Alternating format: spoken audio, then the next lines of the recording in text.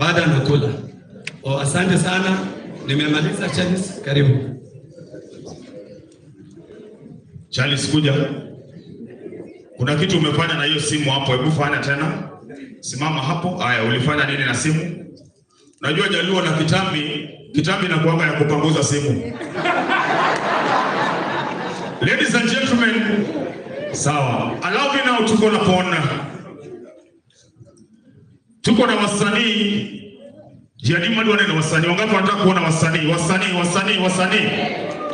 Wasanii. Wale wamefika, naomba mkuje tu hapa mbele. Wasanii kujeni mbele. Alafu Awija, wewe ndio sasa utaongea na biafo wasanii. Wasanii wakuje. Get the place, CEO. C to the E to the O. The place, deep state. Karibu sana, thank you. Bigi. Wapi makofi? Bigi. Wasanii sitawapea nafasi nyingi sana, ni jina tu. Wacha nyingi huu. Alafu Awija leo nakaa nini? Situna maji.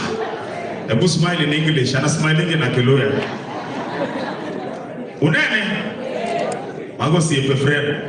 1 minute. Jina tu. Alafu Awija ataongea on your behalf. Tumsifu Yesu Kristo. Kwa majina ni Nabii Gogo.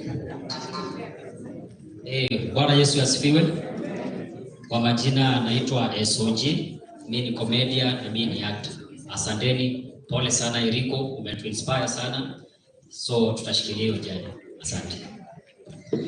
Sasa kwa majina ni Squirrel. Kwa majina ni Constantas Nyachopat Kagata Part Company. Wamesema motindi kutoka County 046, Nyamira County. Ninawaletea salamu kutoka Nyamira na Kisii. Umepokea kweli? Umepokea kweli? Fred R.I.P.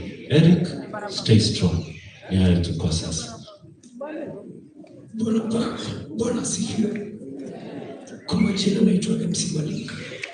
We are here just to stand with our brother Eric. God is in control. Praise God. I go by the name Benedict, representing Ekebe Mimics. Eric, we stand with you. Bwana sifiwe tena. Kwa majina ni comedian Tony Shama ama actor ukipenda. Tumekuja kuzinikisha brother yetu Eric. Pole sana ndugu. Bwana sifiwe. Bwana sifiwe. Tuwachipawa Homa Bay County. Hapa ni Kericho. Salama Bay County. Pole sana Eric. Ambulu boroma. Ambulu boroma na tabare. Tokeni hindi kubura. Tokeni hindi. Adega jamaa wadeni ngete yuko stoma na mgongo. Mgongo madeni vile sai ngete na yuko stoma. Pito umonje. Udi saka nyago ke kabeta tina benke paka branya tinga tumapele komyoni bebe nataka sitanda kuacha. Sitasema mengi. Pole sana Eric Mondi. Thank you so much. Pole.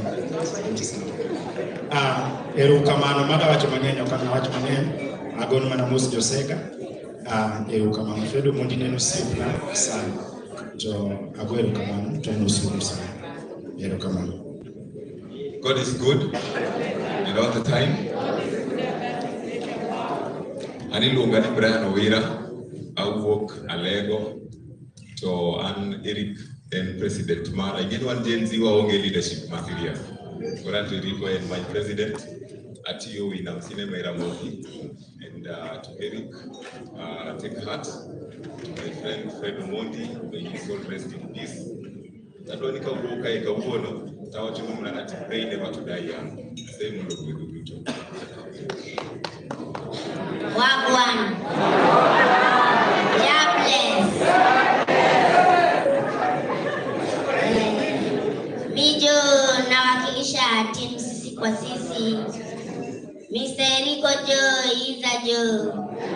Jaja keep the heart of the soul of Freddy in a never living life jo unacheki So mimi nasemaje? Kasi timu sisi kwa sisi tumekaa kupera rambirambi zetu Mr. Eric Omondi na familia jo. Sisi tumesema ni pole sana. Na tena pole kwa kuongea hii ni kando ya hapa. Sisi kama Gen Z tulisema tumeireject na Zakayo, the false Zakayo. Mimi ndio the true Zakayo unacheki.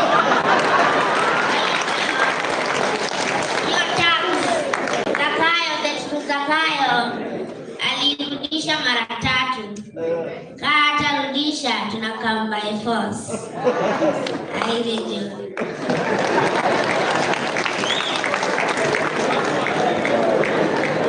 Natalo, mimi alofanyia labda huko nikini. Enda chukua 1000 kwa kiongozi nitampea kesho. Chukua 1000 kwa kiongozi, weka namba ya simu. Haya, watu waseka Bwana asifiwe. Mko poa? Aire haimaanishi tuamke tupigane, na maanisha mko aje. Nimeona pale msichana ametengeneza ngumi jamani. Kwa majina naitwa MC Okubasi mwenyewe. I'm an MC. I've worked with the Elisha Toto and the likes of Blue MCs. Tumefanya kazi na Fred for some time. In fact, Fred aliniintroduce Quiver. Kule Nairobi kuna quarter inaitwa Quiver. Fred aliniingiza huko. So we did some shows with him. Really grateful. Na nilisema I must come here and show my respect for him for the good job he has done to us. Hakuna mengi tunaweza sema, Mungu awabariki. And we are just saying kwa iko na familia pamoja bro. Amoso Mirembe. Mirembe kandi.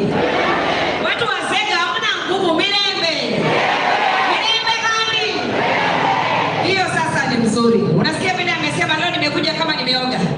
Hivi ndio Fred angetaka nikae. Kwa sababu mara yangu ya mwisho tukiwa na Fred aliniambia wewe ukioleka huko kwetu itakuwa kitu mzuri sana. Na ndio ametuacha, lakini sisi tunaweza timiza ahadi. Si ahadi inaweza timizwa. Kwa hivyo watu waseka kama mko hapa tutimize ahadi ya Fred. Nilisema nioleke wapi? Wow. Na mimi sina Otherwise, thank you so much guys for coming. Nashukuru sana Eriko ametoka. Otherwise, Eric and family pamoja tunawaombea. May God guide you. Asanteni sana. Bwana asifiwe. Bwana asifiwe. Najua mimi naheshimu wanawake, wakishaongeaga sipendi kuongea. So naomba nafasi niongee. Haya. So pole sana kwa familia yetu kwa kumpoteza Fred. Fred was a very good friend of ours. Fred ametulea. Kama watu wanasikiza sauti ya ndege. Sasa niwapeleke nje. Haya, niliwaambia Jacob yuko his way. He's just landing. Akifika na tutaendelea na program. Akifika then we continue with the program.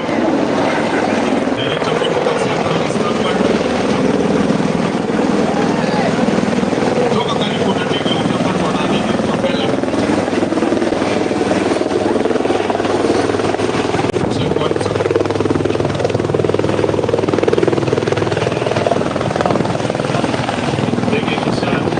Toka karibu tafadhali.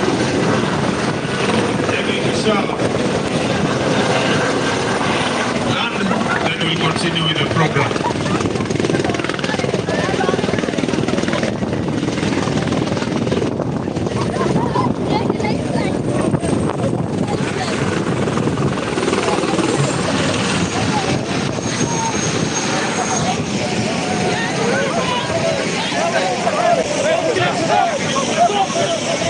Hey, Julia!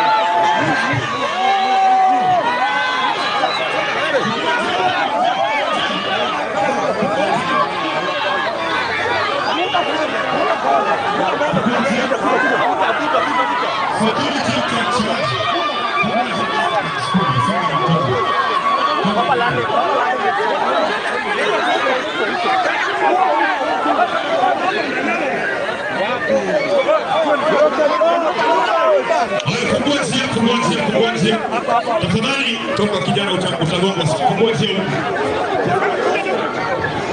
Fungua njia. Fungua njia, fungua njia, fungua njia, fungua njia. Fungua njia. Karibu sana baba. Karibu sana gavana. Wapi nuru ya baba? Wapi nuru ya James Orengo Makri? Karibu sana. Karibu sana, karibu sana. Karibu sana. Karibu sana. Karibu sana. Alafu Chali. James Opio Onai, bunge wa Ugunja, tuko naye hapa.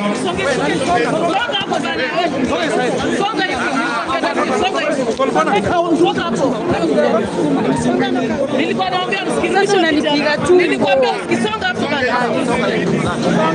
Niambia Usisi kanipiga tumbo hivyo takataka.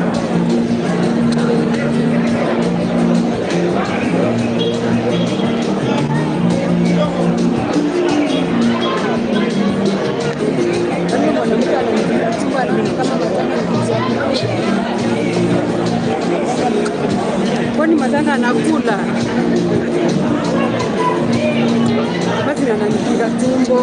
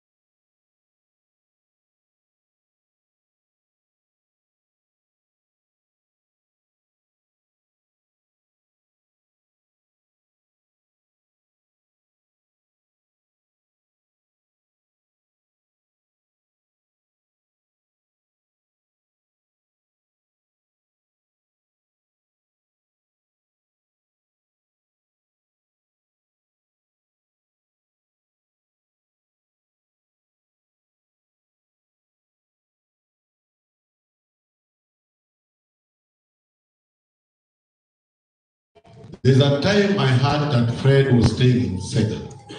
He had left school. Whoever was in Kisumu, they know. It was in Form 2. So he was staying in my auntie's house in Sega. The auntie stays in Germany, the auntie-in-law. So I became a very mad person that day. And I told him, you have to go back to school.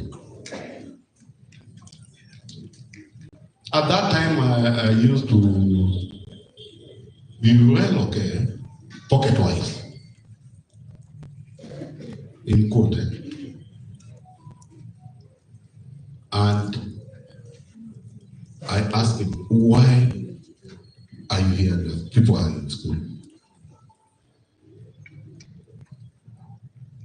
You don't need to like this because it's a true story. It's not a content. Are we together? And I'm also a Gen Z, yeah? I'm a moon. Although I'm 56, but I am. So more than you. So what I did, there's an uncle of mine. He's called Alfred Adala. I don't know if he's around here. If he's not around, maybe he's still eating. Adala, where are you? Maybe Nakula. I gave him money. I told him, take this boy back to school. And this is a true story because even Eric knows. And Fred went back to school. Courtesy of who? Uncle Charlie. Though, you people are just seeing Eric and you're seeing Fred. The only fun person in this village was Eric's dad. May his soul rest in peace. Eric's dad was funny than them. Imagine if he was alive. Eric's dad had an hotel in Kisumu. Nowadays we call it K-City. And near Coca-Cola. At that time, Coca-Cola around there. So people used to go there to eat, just to listen to Eric's dad. But Fred, Eric's mom, was just reading. When you go to eat, because of the fun, because Eric's mom was the one who was at the counter. So Eric's mom had to make sure that Fred's dad leave his police job and make sure that it's almost lunchtime. When did you come? Because they know when Eric's dad is in the hotel is full. So the fun is not Eric or Fred. It's from the dad. This is something I wanted to tell you people. And in this village, people know, even during Christmas, his peer, what he was doing, the record player. You know the record player, the one you put, is it stylus or whatever it is. So he gives somebody, a brother of his, to carry it. Somebody else carried the speaker. His work was to change. When the music, he changed. And people are walking in their own village. And people know very well that from Bumala, Sega, Eric dad used to ride a motorcycle, leaving, you know how you ride it? I see Boda people doing it nowadays. Yeah? You ride it, then you leave, is it the horn? You leave the horn, and now you just, and he's greeting people, riding from Bumala to Sega. So for those people who don't know Bumala to Sega, it's just 1 kilometer, if I'm not wrong. So that's what I can say about my son, Fred. He's my son, I'm his son. Because in our Luo language, if you give birth to a son, that is your father. You give birth to a son, that is your father. So that's how, and that is true story. It's not a content. For those remarks because I have not said in just few remarks, isn't it? Now, for me to sum up my story, I was just saying about Fred, but I should not also forget that there is Fred's mother, who was a very good friend, came by flight in the evening yesterday, and that is yours truly. Leonora, just come. And there's something, okay, that's Fred's mother. That's my wife. Even me, not able, you know, but anyway.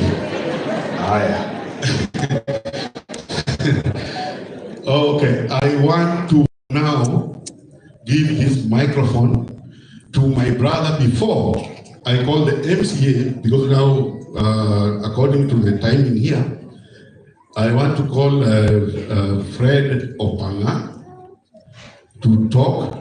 Then after Fred Opanga, we give it to MCA. Then MCA will take it over to that level. And before I say that, for you people who know Eric was staying in Nairobi West, you know Eric was staying in Nairobi West? I was his first manager. This is here. I was his first manager in Nairobi West. Giving him what I said that I had something small. Okay. Fred kwanza. Wapi makofi ya Fred anapokuja?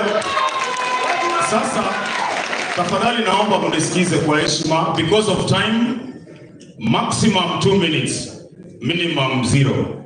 Kwa heshima, apart from Jacob anaweza mpiga 1 hour na kanisa, lakini any other person talking, na Charles amesema yeye ni Gen Z, yeye ni generator. Karibu sana Opanga Fred.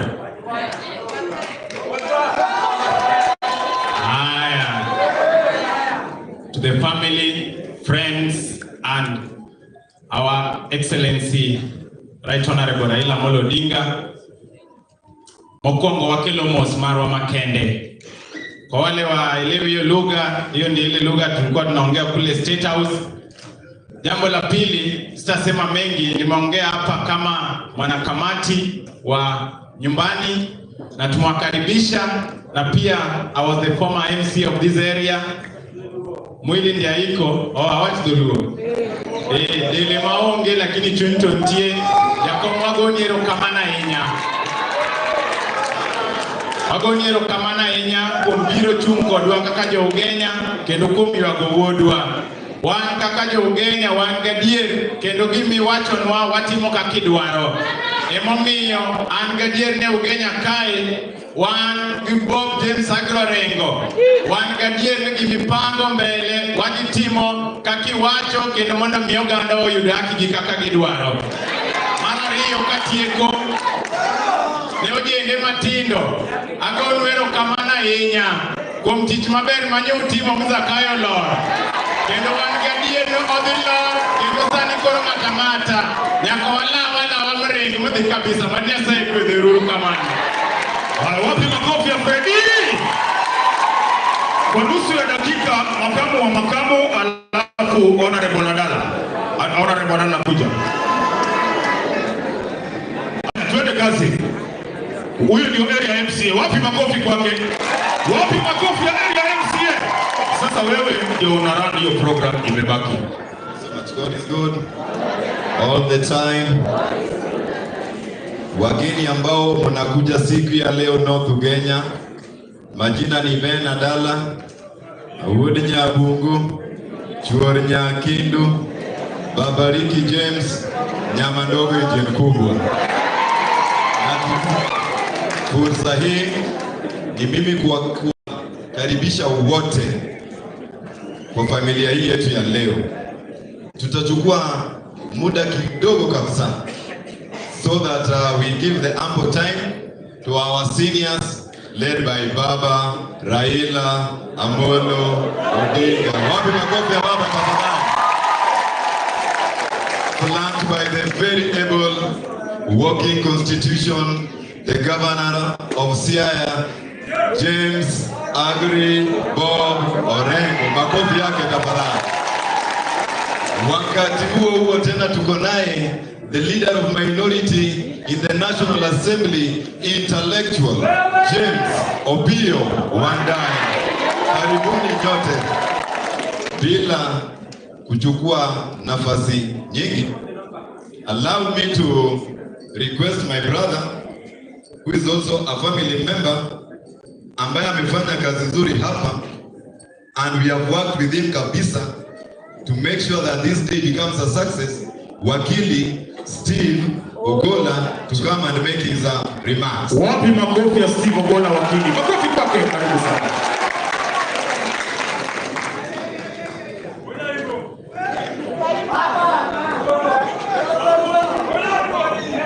Your Excellency, Right Honorable former Prime Minister Raila Amolo Baba Orua Kidala, Your Excellency Governor James Agri Bob Orengo, wagoni erokamano makende kuom chungi family ni mote.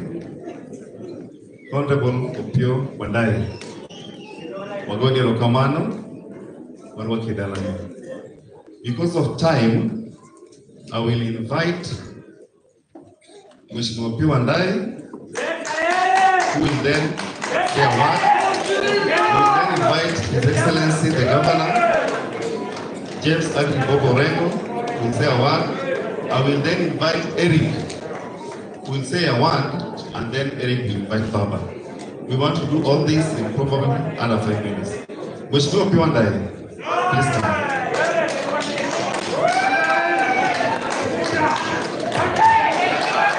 Wapi makofi ya Mheshimiwa James Opiyo Wandayi? Karibu sana. Karibu, huyo ndio minority leader kwenye bunge letu.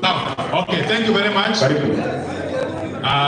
Of course, I appreciate the presence of Ben Adala, who is your MCA. Watu wanaotuganya wangapi wanaunga mkono Ben Adala? Haya. Your Excellency Baba, Governor James Agri Orengo, familia ya Fred, waombolezaji wote pamoja na wenzetu kutoka Ugenya na Siaya kwa jumla, hamjambo? Hamjambo tena. Ada wacha matina hii. Uyena. Moko ngabiro ka kichuj malita hinya. Kwa nyasi marko uwe mapotinini. Fred ni yani ankode a sports tournament man Ben Adalani. Saka kaedi. Nendo machabe. Ndio maradi. Ariyo. Ade. Correct. And I was very, very pleased to have met him at a close range. Nikasikia mokalogo na nene mane mtandao. For the first time I met him physically, one-on-one, I was very impressed. And a very brilliant young man who had an extremely promising future. Katakamano man endwara marja sai. Kendo Fred ni yalo wewa ekinde mayane pinyo mutu na robi kuchu. Kinde mayane pinyo mutu ne kunge kamano. Kayane rikane o koko dwa muno zakayo lorpe. Kolor kosokolo. Wapi mnuwe jidala wa. Cheni pichario. Super Tuesday. Mokaloni. Nakajomo chayo bunge kucho. Makozi kwa uwe tabia nyoa. No ringo pokero nyakanini. Anendo kai chumba ringo mwabuku machemo. Anendo kasho lei ringo mwabuku ngichie. Tanguna. Jokingi. Vijana no ponjo kiadamu. Tieni, podu chunga tieni, ukamanu. Jadi mo chunga tieni, gini jenzi, nyakagiko. Wan kababa ngima, tuwaonge luoro katamatini. Jadi mo iye baba kajatende, waksani nyakachengiko. Jadi mo yinorengo tegama na wamasiaya. Anka una biroka, iloya kane lo mbunge maugenya. Ingine kana kata bunge maugenya bibi. Ukia kamana. Tojo neno ko bende ka jo amando ringo we waka. Machelo ko mgiya mbunge ma Ugenya. Gichako duogo mos. Nikech piny yet nigi kuchu. Kata osiep waja las. Nan kore ndege nyoro obiro ka sana kaner kanyo. Okamano. Wada mondo wabunge tem mayendo ringo dhi Kasakayo oduogo kon. Mondo tim mar baba obed motegno. Awa yikre ni kawo loch mar Kenya. Okamano. To Ruto kapok opogore kod Gachagua to mana wachgi. Dhaw mane kindi Gachagua en margi. Okamano. Gigora goya nyaka giko. Wano kochunowa. To gima nyaka rungi en ni koda finance bill olal kodo kolal jo Kenya dwaro services.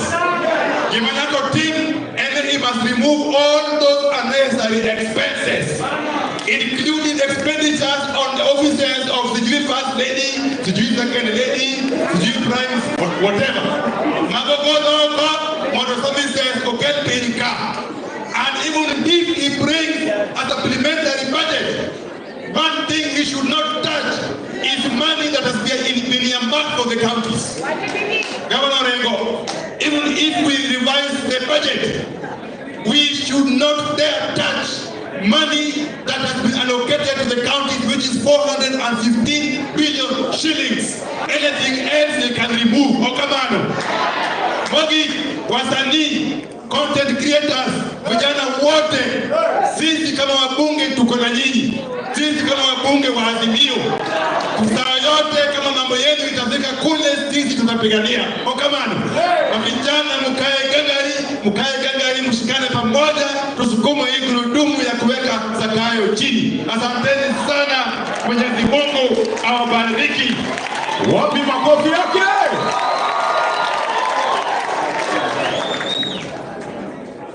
Okay, fine. Let me just call Governor James Aggrey Orengo.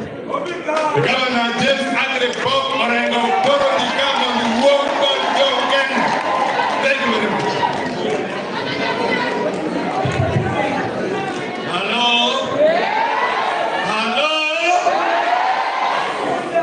Kwa familia ya Frederick na watu wa Sega, watu wa Ugenya, watu wa Siaya na Wakenya wote kwa jumla, mimi nina machache sana ya kusema. Wacha nizungumze kwa Kijaluo kidogo, alafu niongeze yale ya ziada kwa Kiingereza ama Kiswahili. Mokwongo atimu kusahenya ni familia kwa Mlaruoi Mapotin Boy miluongo ni Frederick ne nitie odiochieng' moro nobiro lima dala moloso koda mi namor kode ahinya nikech nokawo hatua mobiro neno nyaka e dala. Omiyo an ok nabiro e liel, naloso kaka ng'at mosetudre kode ka en mochopo dalana kama adakie. Kaachiel gowadgi miluongo ni Eric, adwa wacho kae ni e Kenya masani piny obiro mopogore. Sani kin jatelo kama intie, ng'e ni inyalo deal kodi sa asaya. Kama intie no, inyalo nyori sa asaya.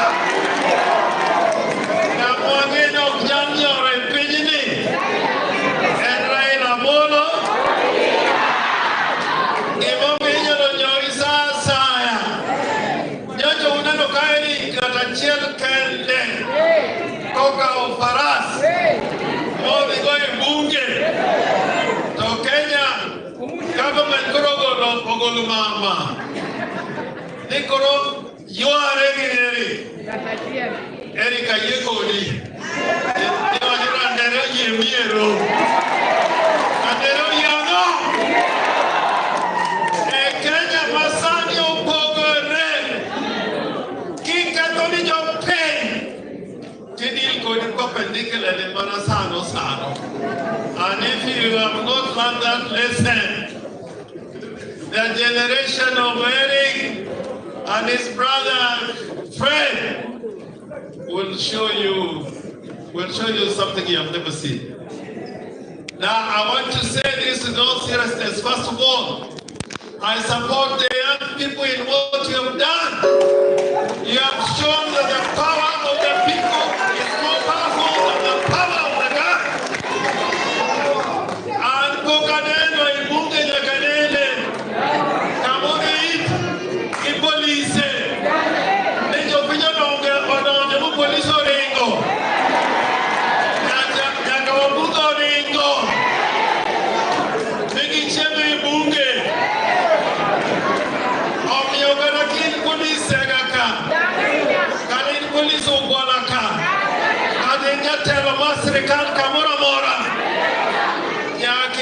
The power of the people are going to deal with you if you mess up with the people.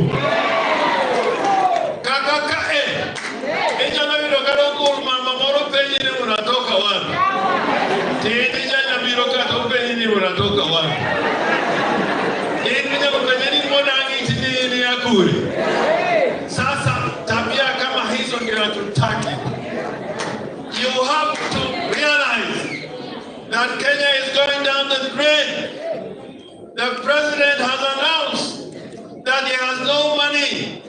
If you are Mama Mboga and Ruto promised you anything, he has said he has no money. If you are unemployed and you're looking for a job, Ruto has said he has no money. If you are in business, Ruto is telling you that doing business now is not possible. So you the people,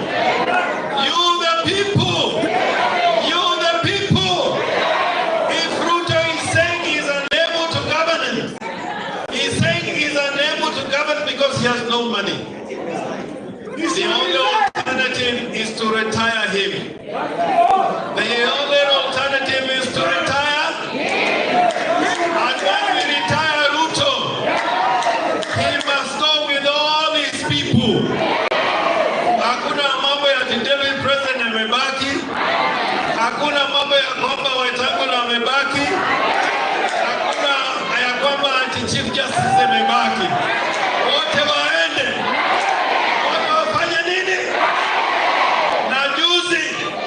Mudavadi said, I'm not in Kenya Kwanza. Mudavadi is the prime cabinet secretary. He's the one who works with the president. Mudavadi said that if the finance bill fails, that is a motion on no confidence on the government of the Republic of Kenya. Now the finance bill has failed. So the motion on no confidence on Ruto has succeeded. So the only alternative is for him to give Kenya a break. And you know, all these things Raila Amolo Odinga talked about them 2 years ago. And izungumza haya maneno yote kuelezewa Kenya, mkienda hapo mtapotea. I am happy. Ninajaa na furaha tele nikiona sehemu ambapo watu walimpigia Ruto kura. Kama wewe ni mbunge, kama wewe ni MCA, kama ulipiga kura vibaya, wananchi wako na wewe moja kwa moja. Nafurahia hiyo sana sana sana. And the struggle must go. The struggle must. The struggle must. And here, I want to conclude by saying, there is nobody in this country who has been so consistent about fighting for the people. And Raila has been selfless. He's gone to jail. Last year, he was nearly killed by policemen who shot at him during a demonstration. He has been. If there is a basis for determining which pathway Kenya should take in order to bring out change and to preside over this revolution, which has taken Kenya by surprise. It has taken the whole continent by surprise. If Kenya succeeds, if the young people in Kenya succeed,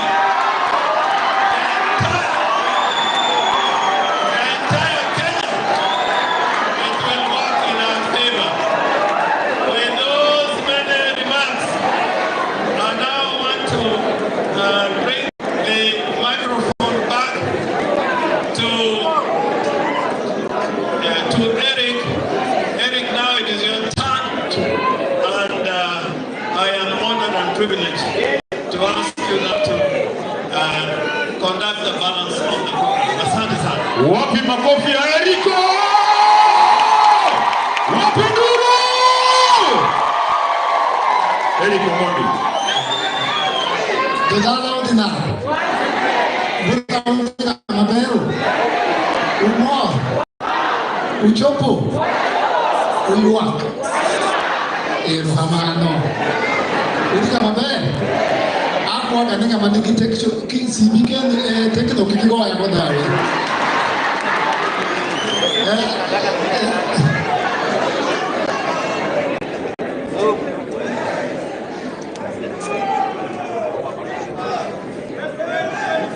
Jensia.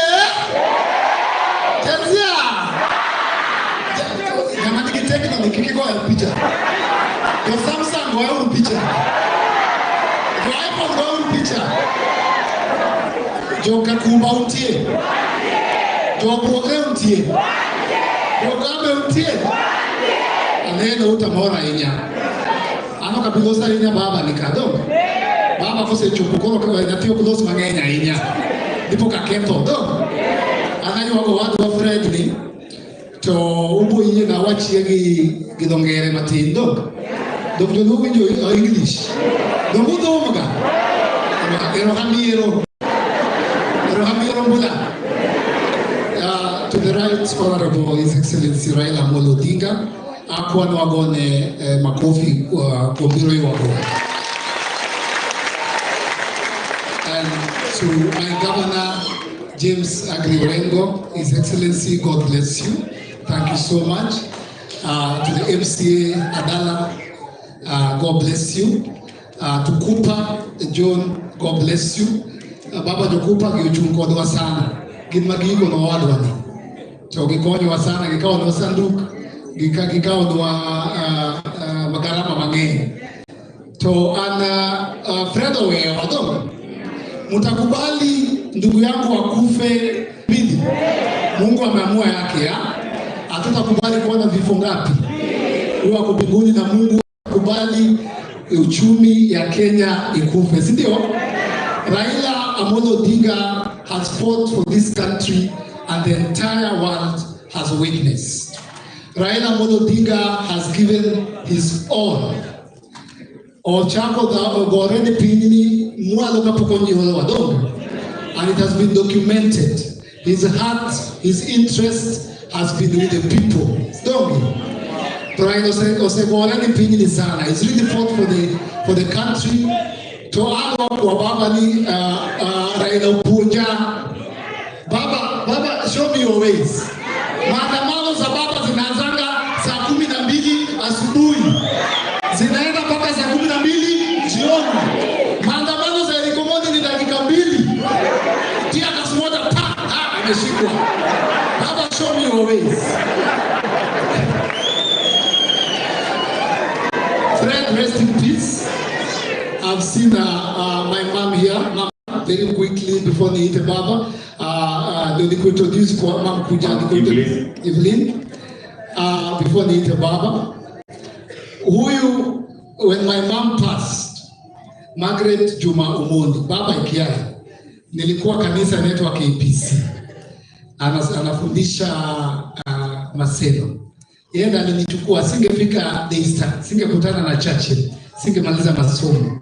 My mom passed immediately after KCSE.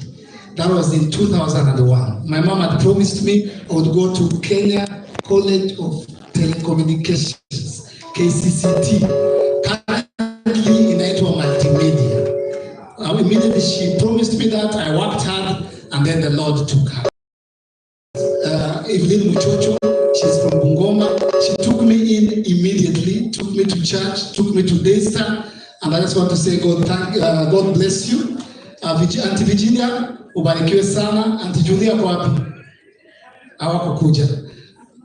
Mom, God bless you. God bless you. God bless you. Asante, tupige makofi tafadhali. Come baby. Jensia? Jensia? Jensia? Mimi ni millennial, mama watoto ni Gen Z. Ruto ataweza. Ruto ataweza. Mama kuja. Huyu ni mama ya mama watoto anaitwa Lynn. Huyu ni Lynette Njihia, anaitwa Anna. God bless you mama. God bless you so much. Thank you baby. Asante sana. Benta chunguru mama, najua kwa baba. Huyu ni sister yangu. Chunguru mama ya WhatsApp. That's our first born sister. Choki. Unde yoga kedo. Chunguru mama mehinche. Wako jikeweda.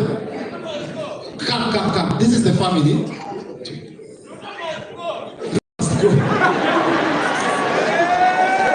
This is the firstborn.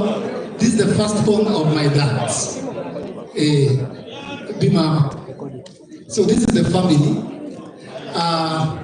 My dad. My dad had 5 wives. And that. Utamru mama machia mcho.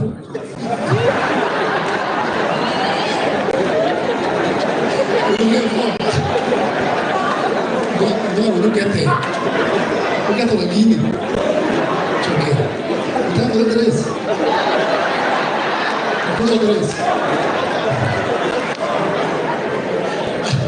Wanakata Grace. Grace iko sawa. Stephen come. My dad had 5 wives. Okay, my dad had 4 wives. My mom was the last wife. Her mother, Tab, was the first wife. Pamela, Ramji Nikure. Ramji. Ramji was the second wife. Benta, this is Benta. Pamela was the third wife. My mom, Margaret Umoni, was the last. My mom was kind of Gen Z. So my dad lived with my mom, so we lived with my dad. When my mom passed, they were not around. People who walikuwa shaenda Austria, watu wakanini, when mom alipass, father akaoa tena. Anaitwa Grace. They were pretty, but they were not involved, but they were not when I was in the house. She took care of that. She took care of us, and they got 2 children. Byron, Gipolet, Magoni Tibaba. No, asante sana.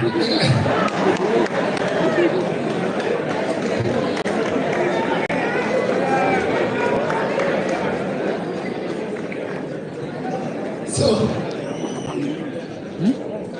okay. Ado nungu baba.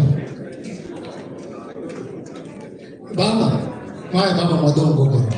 Mwawandi baba wanegin beach. To gitegesa wewe.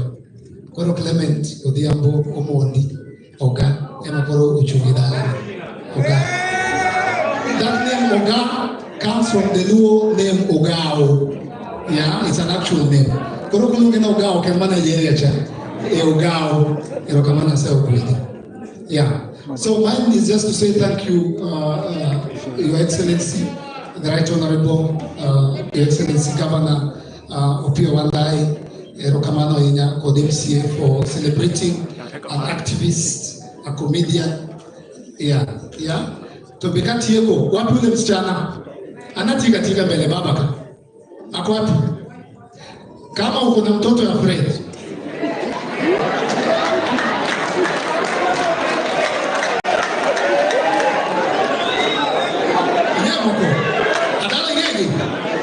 Kuna msichana alikuja hapa, sisi tunawakaribisha. Kama kuna mtoto wa Fred ulete, tutachunga, lakini kukukeni wanyetindo machana kadala. Nilo si Fred. Tangi sana. Tena tumoja neno in Facebook. Umecha tuumi. Uwe mtoto afanane na Fred. Watu wanaando kwa baba. Nitindo maro tenge ya dala wako chunga.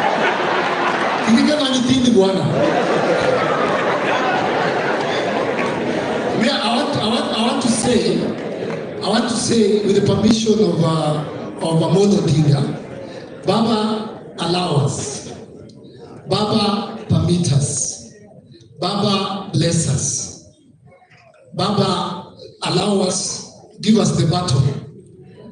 Baba kidie you, wakwa kwa wachi kidoluo, we no arutoni.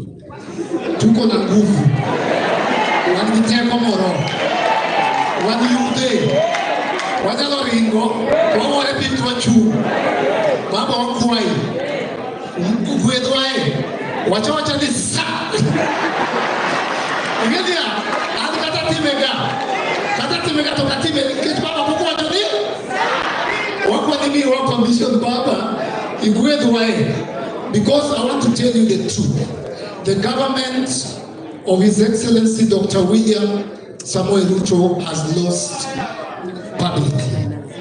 The government has lost Governor Wacho. In public opinion, they do not, there's the legal term. Illegitimate authority, trustworthy public authority. We will not allow the president of this nation to pass anything. Tokaka Governor Wacho no. Listen here, Jomani Bunge Kacha. Apart from Jomani votes, yes, I don't know, no. Joazimio, they need to leave. No. Awacho nero kama anakura mkana kimia signal kitaka Kakamega. Yenda akwa ni wachungi yema kwa heshima tu. Akwa. Let's all be upstanding as tafadhali tusimame. Join kuna live ingine inaendelea kwa Cyprian TV. Hii simu inazima imekata kucharge.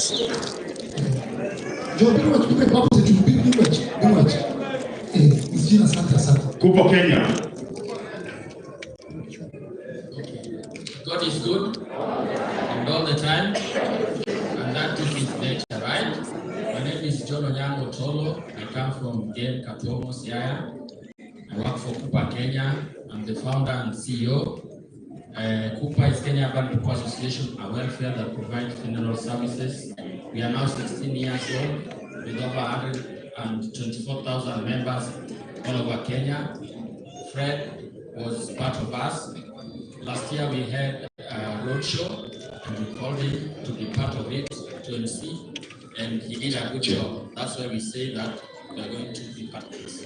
Thank you very much. God bless you. I was just doing protocol. Baba Kusa also so let's all be upstanding, which we are. Duru, Shangwe, Vigelegele.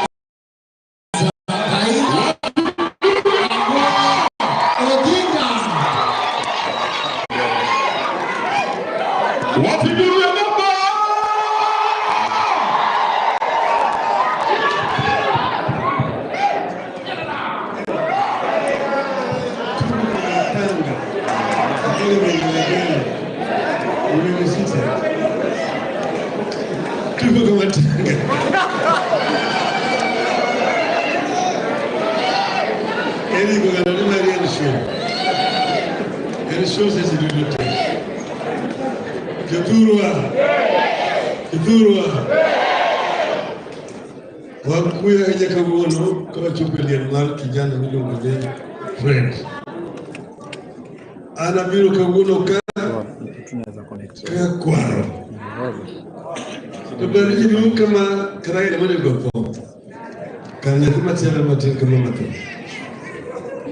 Ikajira ina kwa wasko kwa niko ni manu fugaro mgo.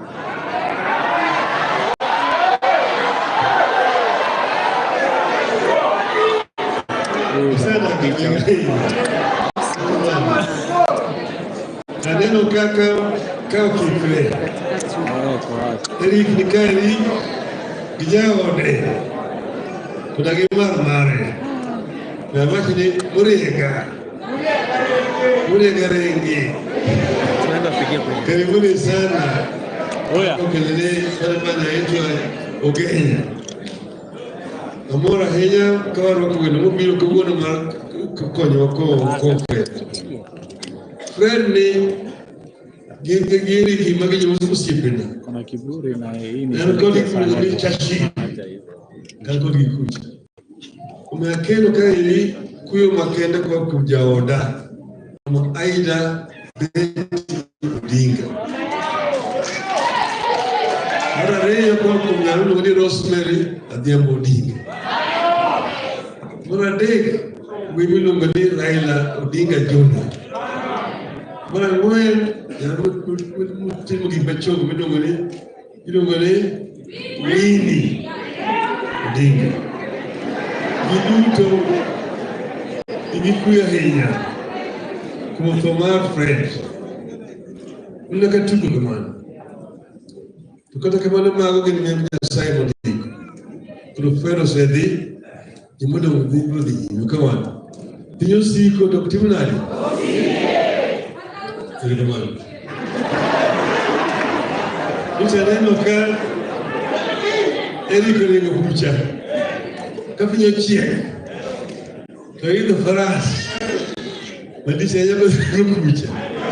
Gulma mungene sungone farero gulma. Gulma madogo dog chien. Kaki milo chendo kete ke maki kuma. Takuni kibacha ndo kapunja ni kini kage milo ngoti faras dikan kuchimwe kamar punga. Ndio kile faras no kwa polisi mateka kabisa. Kuno hiyo yitino ge ndio ngoti jensi. 20 millennia. Maka jensi ndo kete sio poka. Jensi hey. Jensi hey. Magi jema ni future mapping. Jema ni future mapping. Magi mo yogogi.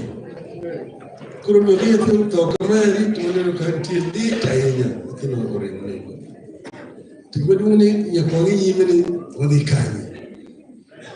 Bangeyo kuma ai. Tangewe de kubodu wadiye. Oh, come on. You will do a healing theory at the future. The youth at the future. Sani, you will demography in Kenya. 60% of the population of Kenya get below 35 years of age.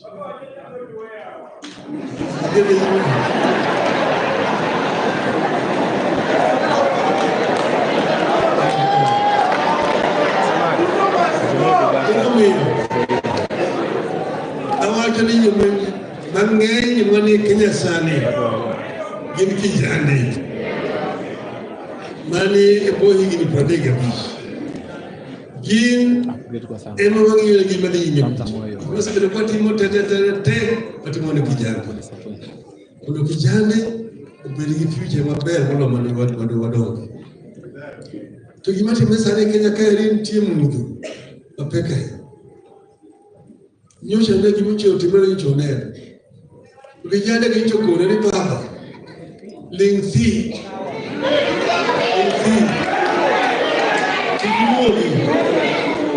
kijuogi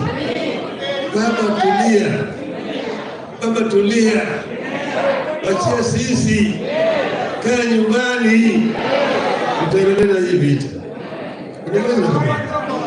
na lingthi usema kalingthi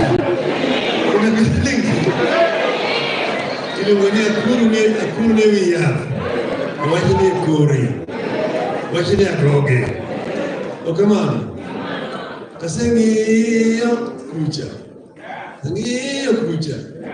anaka jogo kosekuok jogo bok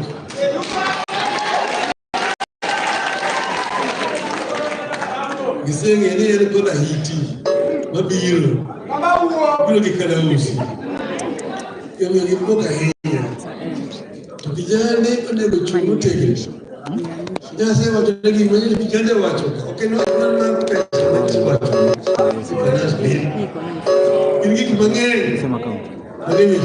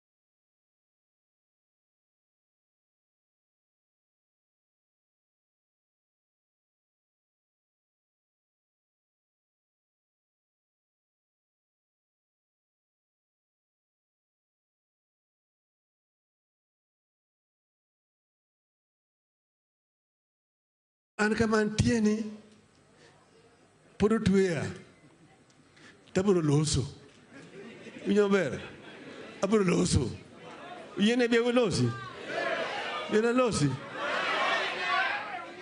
ka kijende ka kijende joko na ko gitie ko taloso unyama jothurwa tadwa ni jothurwa mondo chung kar tiendgi kama untie uchunga motegno kama untien kija aseng'iyo kama gine cha aneno ka odhi kama dwa donjo wadhi biro donjo to koro un sani gik mabiro notim adwa ung'e gima dwa onego utim tan bende ang'e gima onego atim monego atim be ang'eyo abiro timo maber biro neno katim winjo maber jothurwa kama chopeni wan gi jawuoyi ka wan ga Jimmy ajimunya mayangani mayangani okene mudho malaye ot winjo kamano ne warengo mapek kabisa kadi mani wan gi jana mogi kucha winjo maber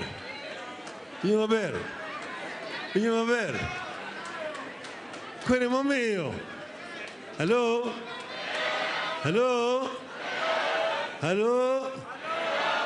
Niwa werga kama nikitwa nitaitika nikitwa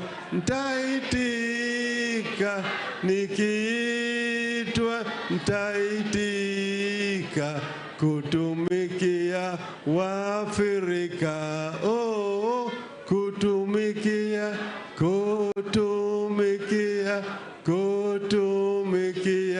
Waafrika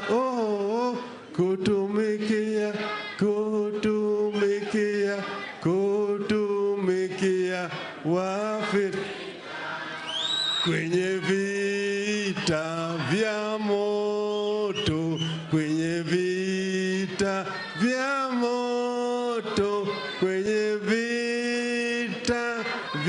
moto twapambana kama mashujaa twapambana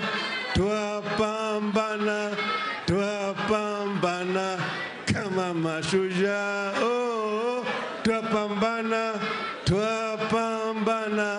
twapambana kama mashujaa.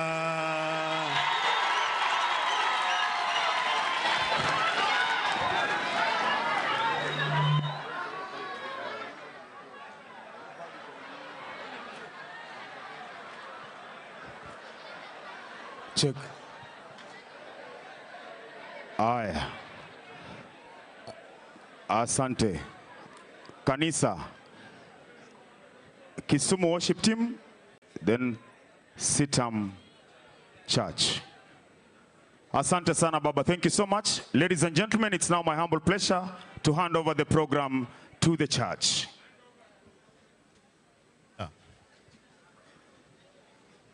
1, 2. Praise the Lord. Hallelujah. The Bible says that let everything that has breath praise the Lord. And we are here to celebrate what God is doing in this place. Praise the Lord. I would request each and every one of us, please, can we stand up? We want to worship God. We want to lift up the name of the Lord higher and higher in this place. Praise the Lord. We thank you, Jesus. Unastahili kuabudiwa, unastahili ewe Bwana, unastahili kuabudiwa, unastahili Bwana wa mabwana.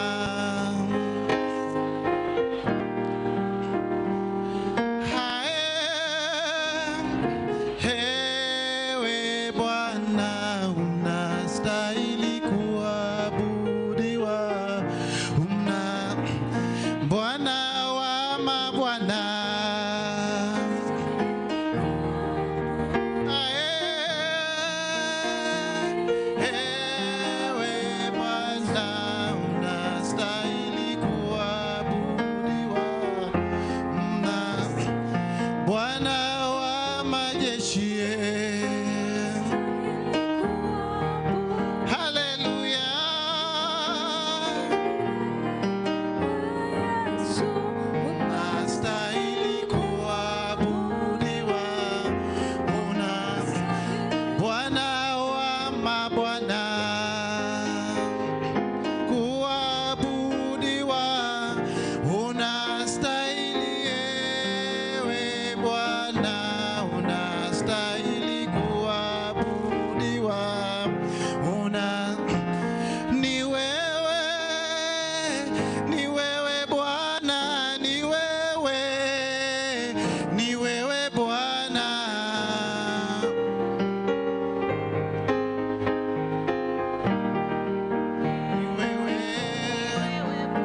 Oh, ni wewe kimbilio langu, ni wewe Bwana.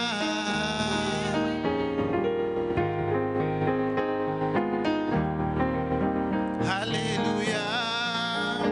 Oh, ni wewe Simba wa Yuda, ni wewe Bwana.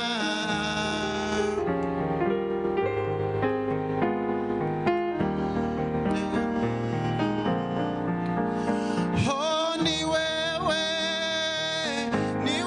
Bwana, ni wewe Yesu.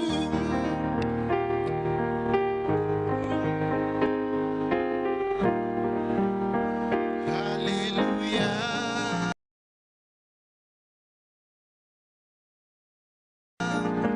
Oh, sisi wana wako tumekusanyika, angalia Bwana. Oh, sisi wana wako tumekusanyika, Baba, angalia Baba. Oh, angalia Baba.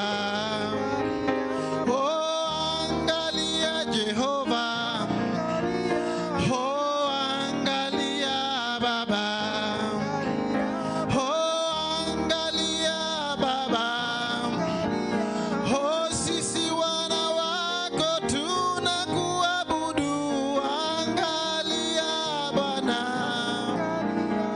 Sisi wana wako tunakulilia, angalia Baba. Oh, angalia Baba. Oh, angalia Baba. Oh, angalia Baba. Oh, angalia Baba. Oh, angalia Baba. Oh, angalia Baba.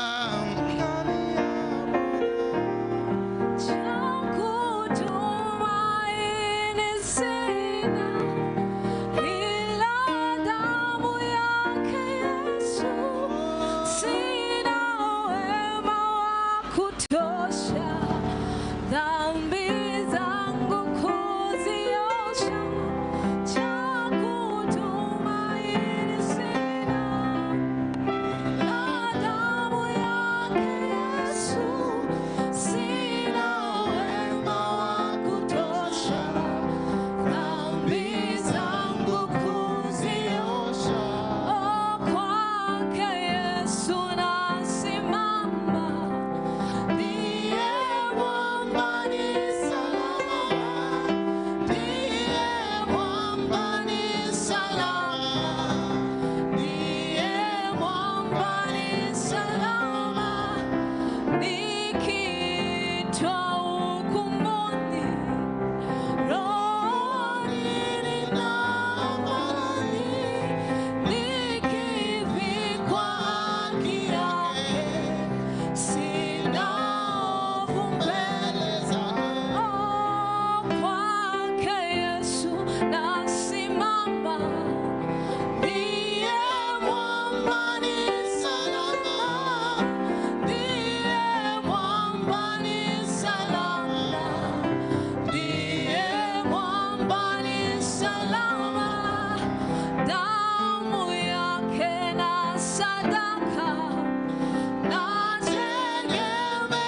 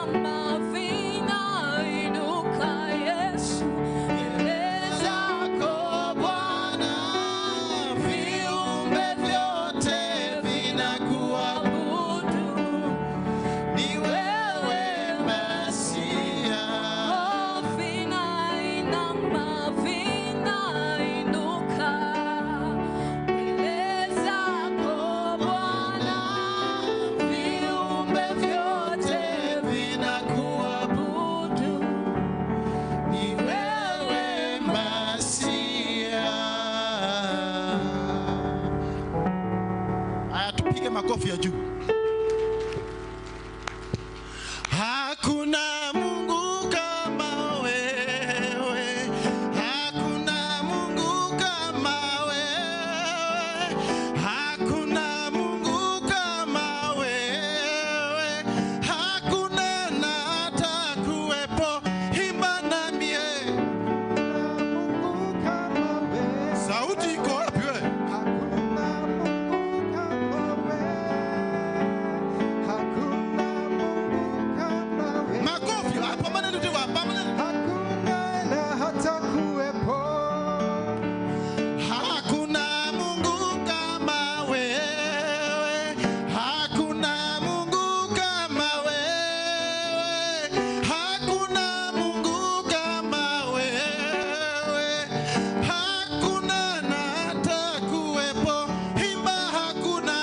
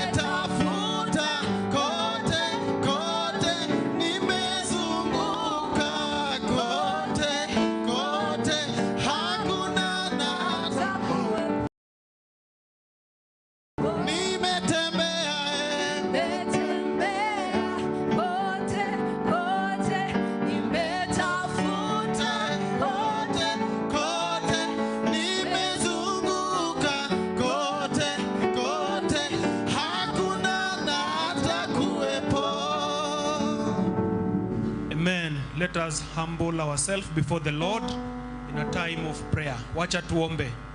Father, in the name of Jesus, we come before you once again, O God. Lord, at such a time as this, O God, whereby tears are coming down our eyes, and Lord God, hearts are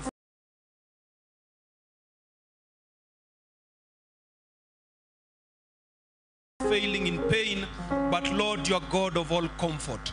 At such a time as this, we call on you because you are God who comforts, Lord God, so that we may comfort others with the same comfort, O God. And Lord, we come before you, calling on you. At this time, O God, may you shower us with your peace. May you shower your children with your presence. May you shower your children with your power and touch them in a special way, O God. I pray for this. Thank you for the lives our brother touched, O God. Lord, may his legacy remain forever. And Lord God, we honor you and we lift you up. In Jesus' name we pray. In Jesus' name we pray. You may have your seat in the presence of God. Bwana Yesu asifiwe. Ruothopaki. Nyasaye ber. Seche duto. Amen. Kwa majina, my name is Reverend Felix Kola. I am one of the pastors. I serve in Sitam, Kisumu. And I pray that Lord, our good Lord, will touch you and bless you in a special way. To the family, Eric, together with your family, poleni sana. This is a very painful thing to happen. And I pray that God will wipe away your tears and God will touch your hearts because He knows what you're going through. There are things that you may not express before us. There are things that you don't even know how to express, but God knows them. So we pray that God will touch you. But we want to celebrate the life that Fred lived, the many lives that he touched, and God will put his soul to rest in eternal peace. Bwana Yesu asifiwe. Yangu itakuwa kwa ufupi. So before we proceed to the service, I want to call upon Steve Ogola. Brother Steve Ogola, the vote of thanks. Brother Steve, tafadhali naomba tumpigie makofi anapokuja.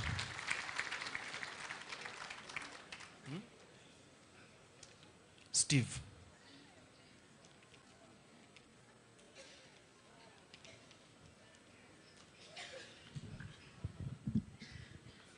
Eric, could you please, before I give the vote of thanks on behalf of the family, please just come and recognize the team from Nairobi, briefly.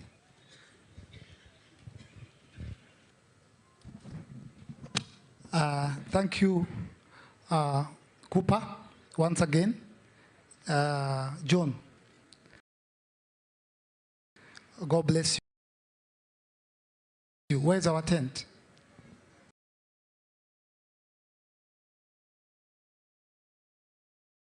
It's that back there. Fred Omondi alikuanga part of a team from Nairobi wanaitwa Cooper. Hawa ndio watu wanazika Fred. So I think ni watu wanasaidia kama ukiwa part of hiyo chama yao ukipata msiba. Mimi sikuwa najua bro. Nilikuwa nasikia tu Cooper, nilipigiwa na Oga Obina akaniambia usitumie pesa yote, usifanye chochote. Fred alikuwa part of Cooper. Nikaenda kwa page yake nikamwona na MC ma road shows. So Cooper ndio wamechukua kila kitu hapa. Yeah? In terms of burial, coffin, kila kitu. Yeah? I want to invite my brother MC Jesse. Wamefanya kazi nzuri sana. Kuna ndugu zetu walikuja wamechelewa kidogo, lakini hao ndio walichanga pesa pia wakaweka hii tent, si ndio? So nitamuita akuje very quickly before turudishe kujuchacho, wakichukua tunaenda kuzika sasa. So Jesse, just acknowledge everyone. Me, I want to say thank you for everything. Ubarikiwe sana. Nyasaye ber. Nimesema Nyasaye ber. Ndalo duto. Amoso ujo thurwa. Nyenga MCJC, I work Churchill Show. I'm a Meru by birth, but a Luo by living. Anybody can be. Una download, unaweka ndani na unakuwa. Ama iko sida. Nikitaka kuwa Mjaluo mtanizuia. Bas, anja match. Mwenye ameniambia imenidanganya. Eriko Mondi ameniambia niseme anja match. Hiyo ni kumaanisha kwamba mimi ni mtoto mzuri. Amesema mimi ni mtoto mzuri kutoka Meru. So akaniambia niseme anja match Pierre Etindo. So,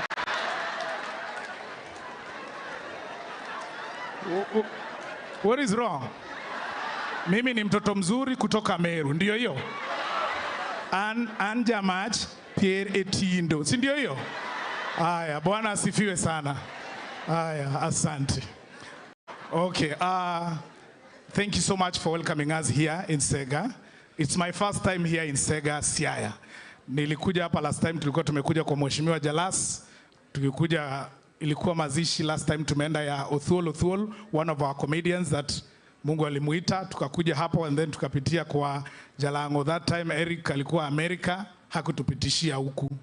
So this time I'm so excited and happy to see the people that have been watching our show since we started tukiwa vijana wadogo, from the time Fred was a small boy to this time where pia ameweza kupumzika, ni vile ameenda mapema sana. So it's on a sad note that tumefika hapa, and I'm not very happy. Of course I'm sad because I've lost a brother.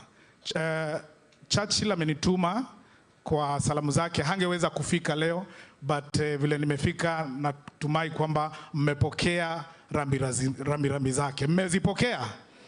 Na kwa hivyo kwa sababu ya muda tumechelewa kidogo. Naweza kufika leo but vile nimefika natumai kwamba mmepokea. Amefika amechelewa kidogo. Mmezipokea? Na kwa hivyo tumefika na wale tumefika nao kina YY, where are you? You guys were behind us. Carlos, where were you? We just want you guys to wave.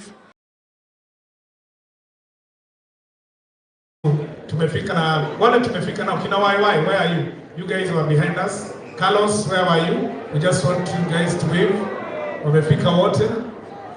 All of them wamefika na kuna wengine wanafika saa hii. But wacha ingie kwanza aketi.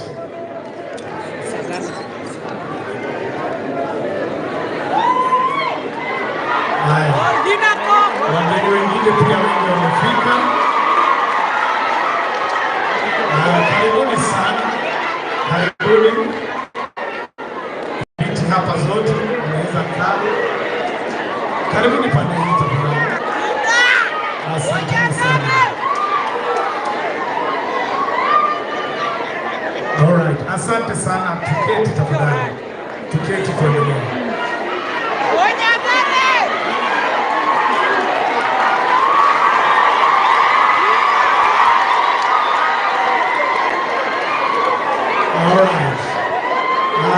Sasa umefurahi kuwaona? Unaona Fred alikuwa anapendwa. Huyo ni nani amekuja? Ati nani? Haya, tuwapigie makofi kwa sababu ya kufika. Asante sana. Asante sana, asante. Haya. Kumbe wanakaa hivi kweli kweli. That is very serious. All right, kwa sasa naomba tutulie sasa. Kwa sasa kwa sababu ya muda ilikuwa tunafikisha rambirambi zetu, na kwa niaba ya wale wasanii wote ambao tulikuwa nao pale Chatting Show na wale wengine content creators ambao wamekuwa kufanya kazi na Fred, tupokeeni rambirambi zetu. Wote hawangeweza kufika, lakini kwa niaba yao na kwa sababu ya muda ndio sababu tumefikisha rambirambi zetu. Asante sana na Mungu awabariki. Makofi ya MC Jesse tafadhali. With the permission of the church, indulge me just 1 minute. Eric, just come and recognize our president, then we can move on.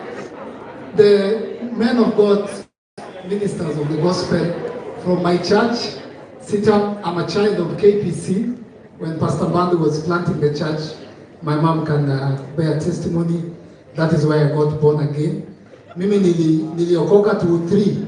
So I was born again. So mimi ni Gen Z. Nilizaliwa tena. Si Gen Z ni 97 mpaka niliokoka tena 97.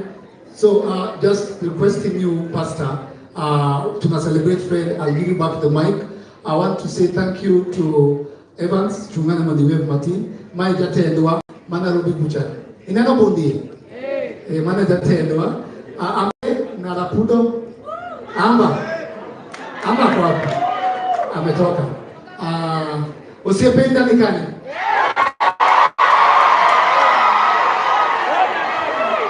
Usiyependa nikani la?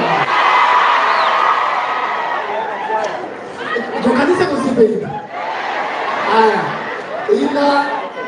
Ila uone wali kila sopo ndio ndio kiani madomiwa. Ongea na nikana biwa ngo. Omi wako mo. Ina binosi yetu sipeni nini ka.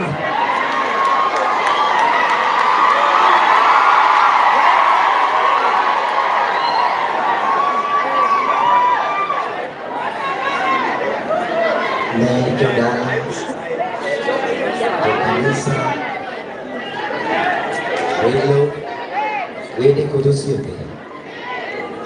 Upakruo. Nyasaye ber. Seche duto jogenya abiro ka gi kuyo makende. Abiro ywago osiepna miluongo ni Fred. Fred ne watiyo go Nairobi. Fred omiya tije mang'eny. Nawinjo lit sana kawinjo ni Fred nowewa.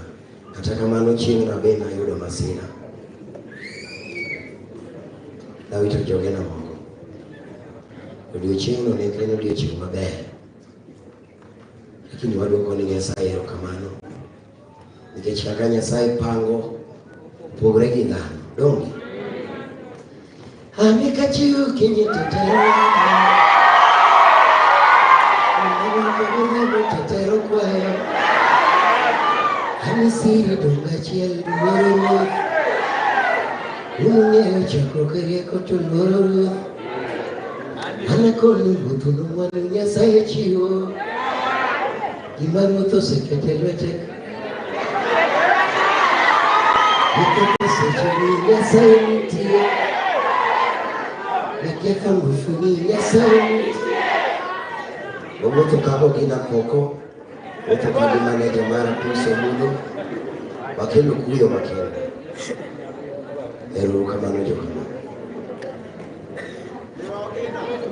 Erokamano. For the church, what are the translate? The church were doing the gospel. What are the Whatever God have blessed, no man, no woman can destroy. Lakini kwa tigo nakalo okay normal no. Bona nakalo one watch here. Don't I'll just let the church know hiyo ni gospel ameimba. Alafu nikamwambia hapa Ugenya lazima uende ngaka tuge matino.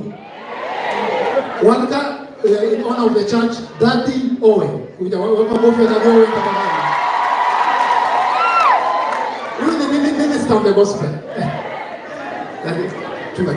Tuma mfupa. Bwana Yesu asifiwe. Bwana Yesu asifiwe tena.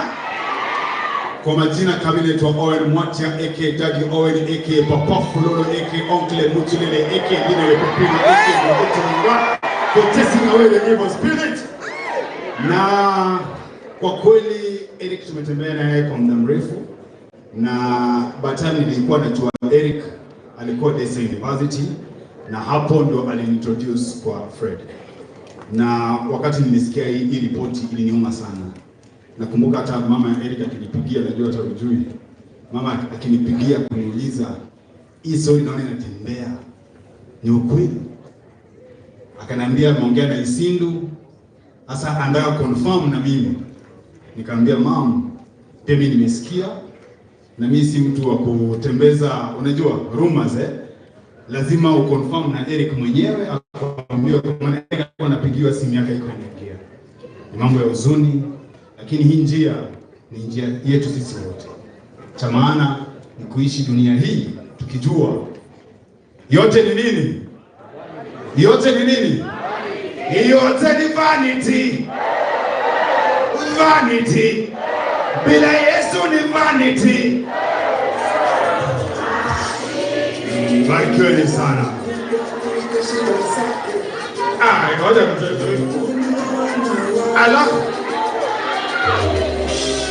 alisema kuna Mungu watu wajipange. Anani nguvu zake. Hey! Akigojeka daktari anatoka ng'ambo. Hey! Akigoeka hakutaona mambo. Ati nini? Tuende pamoja kila mtu. Maombi kwake ni kelele. Weka mikono juu, weka mikono juu. Ndio mimi naona nikueleze. Nebukadneza. Ati nini? Sauli pia atakueleza. Nasema hashtag Nebukadneza. Haitalishi. Tuende kila mtu, tuende pamoja wote. Yote ni vanity. Vanity. Bila Yesu ni vanity. Yote ni vanity. Vanity. Bila Yesu ni vanity. Barikiweni sana. God bless you. Asanteni sana. Yote ni vanity. Vanity. Bila Yesu ni vanity. Uko na sauti mbaya na Mungu amekubariki tu. Habari mama. Kidogo hapa kofi habari.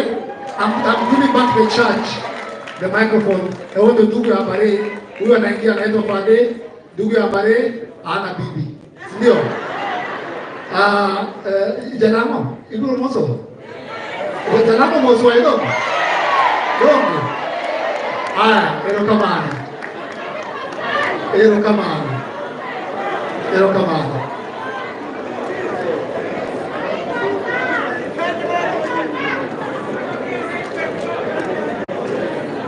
Jogenya ute.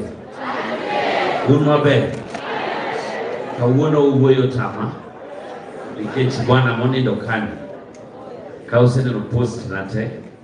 Kata kana chungi committee. This guy lying here is not only a friend, but my brother. If you watched every single show I used to do, I used to be with him as my wingman. That's why when I was being called to speak, I was not able to hold myself because I have no business standing here and talking about anything else than be able to celebrate my friend. And one of the most strongest people I know is Eric. And I need you guys to pray for this guy so much. Because even in the Lukenika, Nikijo Kongo Klaro, Wangijo Mwaka, along with you. I don't wonder what you said. Koro gimate mowacho, walem ni Eric, onyalo bet ka, to maybe Nyero might be making people laugh, but deep down I've been with Eric throughout this journey.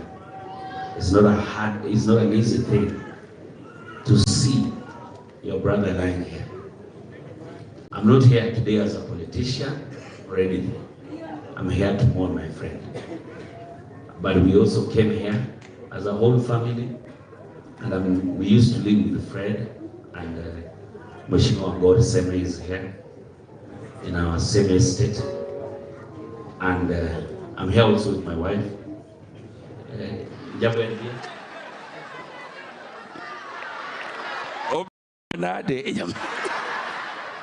Hey, baby, come and say, Oluwa ko dwa gani gini.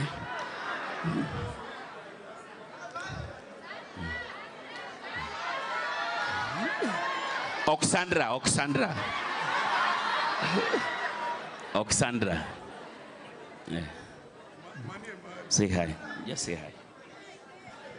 Amosi. Oh, Idinade. I'd like to say pole sana to Eric and family. Fred was a neighbor when he used to stay with Gore, and he used to come to my house. Fred alikuwa na hii demeanor ingine, he was such a kind guy. Alikuwa anakuja anasema, Mom, kuna chakula leo?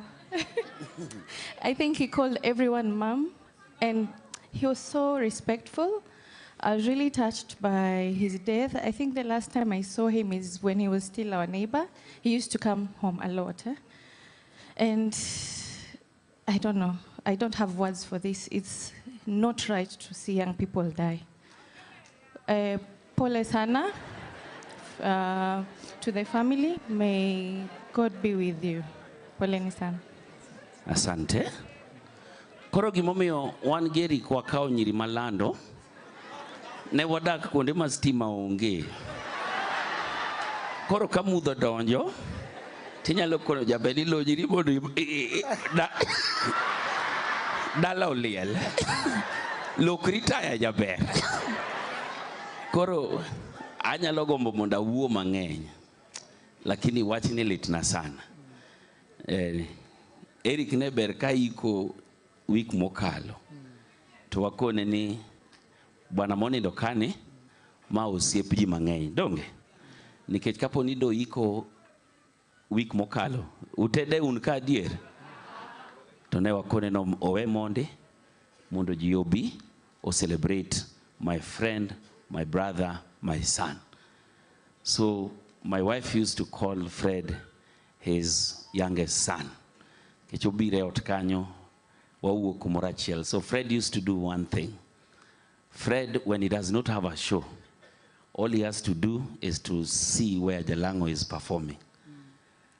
Then ayude kosechopo kuman ana performe. Tayude ka osechako meno osemoke to konini jalasa se biro timna kata mana 5,000 kende lakini kaber kete ubeda par lakini adwa moke kikete 30 to kawa wuka ber kawan gi 50. So when I heard that Fred had passed on, I was away. Just summarize, please. No problem. Yes, please. I was away. And when I came back, we started these plans. And when the church say you summarize, you summarize. May God bless you guys. I'm not here as a politician, but a family. Thank you very much. Thank you, church. Thank you, Watumishi. That is the kind of person that my brother was. If we don't allow it, if we allow it to keep going mpaka jioni. Gorse Melango Ibro Loso Bange Fuafuaya, that is the person who took Fred to Nairobi. Manenga manoke to Fred Modak. Daktari, chungane daktari pia, asante sana. After church, mutakuja eulogize, mulie na sisi kwa matanga. Pastor, God bless you. Thank you. Asanteni sana. Amen. Asanteni sana. Naomba tuwe watulivu tafadhali. Tuheshimu masaa. We know that Fred touched so many lives. In such a case, tungependa kila mtu aongee, lakini kwa sababu ya muda, kwa zile maisha aliguza, ni ngumu kila mtu kupewa nafasi. La sivyo tungehitaji kesha, ndiposa kila mtu aweze kuongea. Bila kupoteza muda, ningependa kumuita mnenaji wetu, mchungaji wetu, our regional overseer,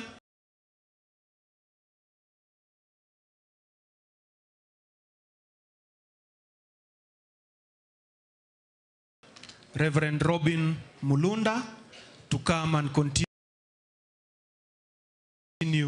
with the rest of the service. Allow me to pray with the pastor. Acha tuombe. Father, in the name of Jesus, we humble ourselves before you once again. Lord, we thank you for each and everyone who is here. And Lord, it is that time when we want to hear your word. We pray that you use your servant in a special way. We pray for every word that will come out of his mouth, that it will be a word that will build and not destroy. We thank you, Jesus, and we honor you. Mchungaji makofi anapokuja. Asante.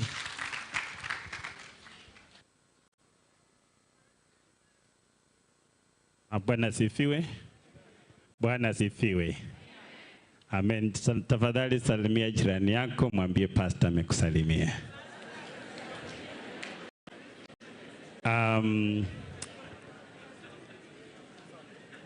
Na salamu mara nyingi watu husalimiana kama wanatabasamu kidogo. So kwa sababu maybe hatuwezi kuwa na laughter kama ya kijana yetu Freddy, lakini unaweza tabasamu tu.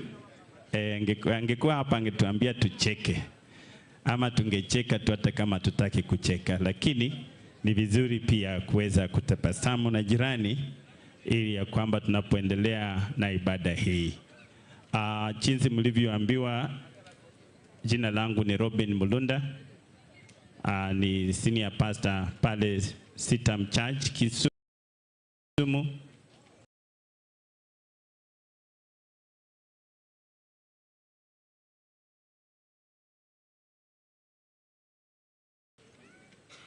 Kitambo ikiitwa Kisumu Pentecostal Church.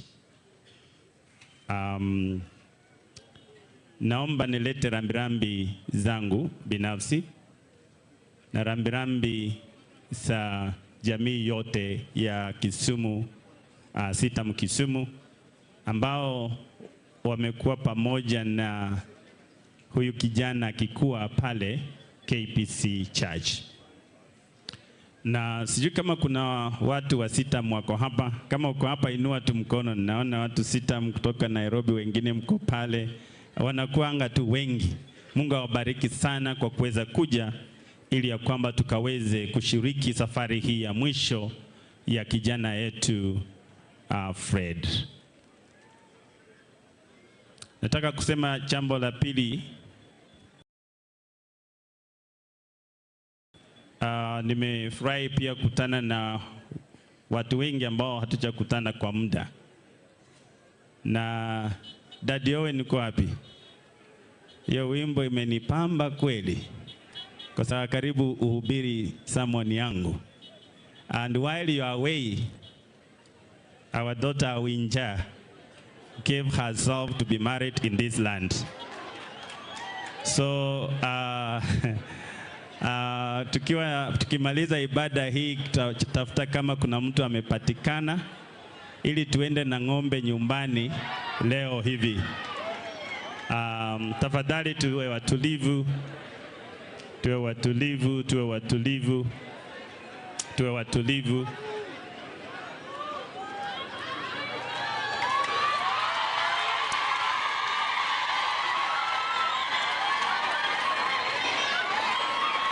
Tafadhali mpe kiti.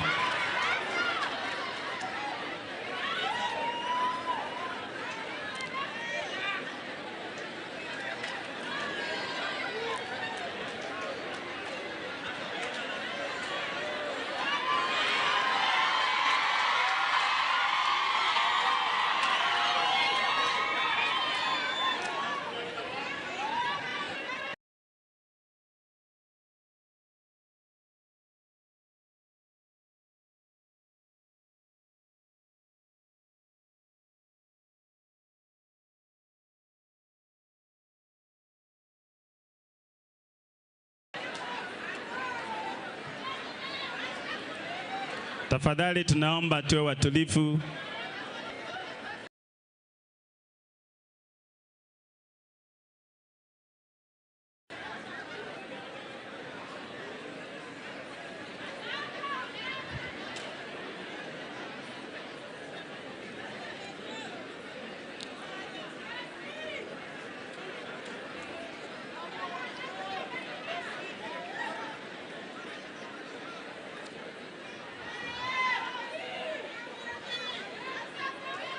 Ibada inaendelea, tafadhali tuweze kutulia.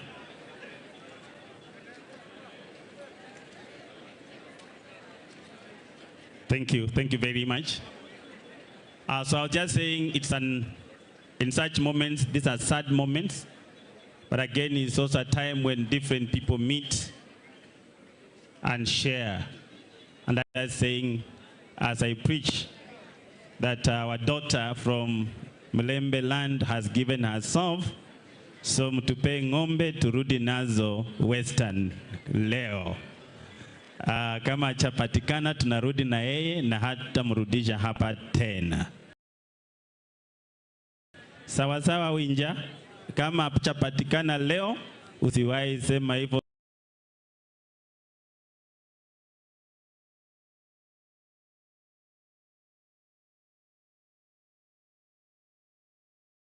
tena turudi Ngoo ama namna gani? Lakini hawa shemeji ni wazuri. Akipatikana ubaki tu. Bwana asifiwe. Praise the Lord.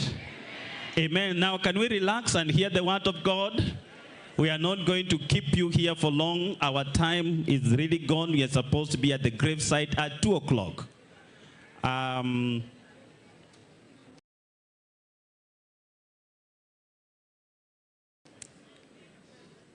My friend and my elder brother, Reverend Martin Bandu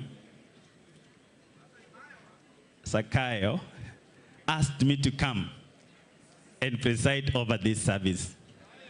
I was in Nairobi then, and I purpose to come, and I'm here. After this, I go back because I'm ministering there tomorrow morning. But allow me to share the word of the Lord briefly, and I want to keep it very short so that we can be able to lay our son to rest.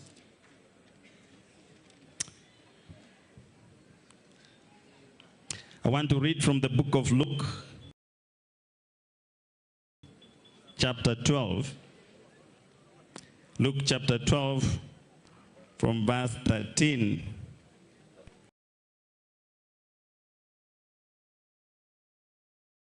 An interesting story to hear in a funeral.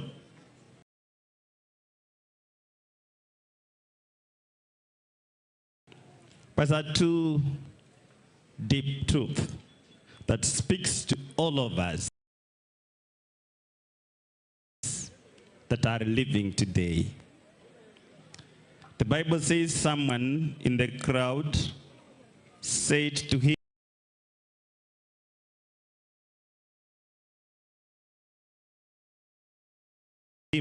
he's saying to Jesus, "Teacher,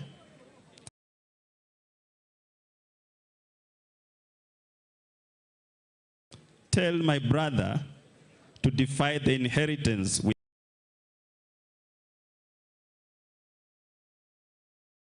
me."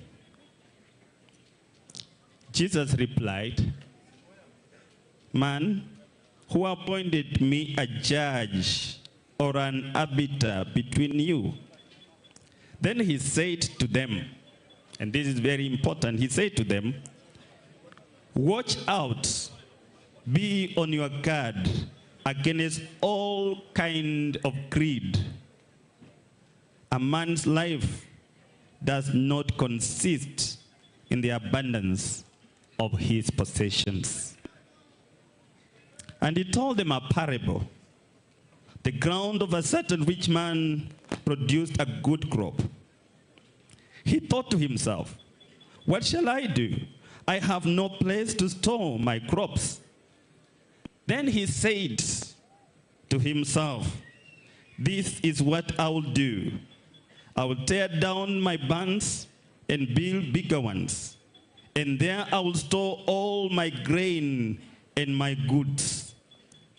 And I will say to myself," again, remember he's speaking to himself, say, "I will say to myself, you have plenty of good things laid up for many years. Take life easy, eat, drink, and marry." But God said to him, now this is a rich man. He has plenty of things. In fact, he's even one to listen to that this very night. Your life will be demanded from you. Then who will get what you have prepared for yourself? This is how it will be with anyone who stores up things for himself but is not rich towards God. That is the word of the Lord. Praise the Lord. Make merry and live for many years. The second thing that all of us, like this rich fool, did is we always look for abundance of possessions. We always want more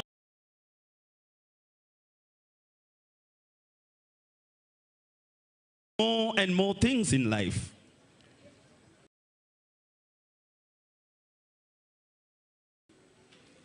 There's a time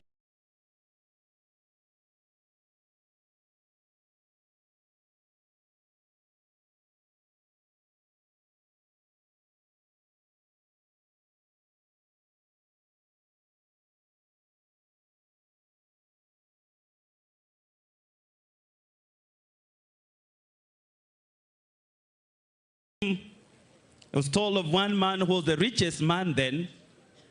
Then he was asked a question, "How much more money do you need?" Then he said, "Just a little more. And there can never be an end to getting rich. There can never be an end to amassing possessions and riches in life. And that's why you discover that in this world and in this country, a lot of people that give us trouble are not the poor. Nyakuliwa mahali. Si maskini ambaye hana shamba ndiye amenyakua, ni mtu ambaye he already has tracts of land all over the place. Why? Because they want to have a little more. And we all look to having a little more. Having a good life. Hey, and we are speaking in Sega. They said, you know, being low is a lifestyle. Someone said it's a software. You know, yeah, it's good to actually live a good life. If God has blessed you, please live well. It's not right for you, God has blessed you, and you live bariki, ili tuwe na maisha mazuri. So we all look forward to living long life. We all live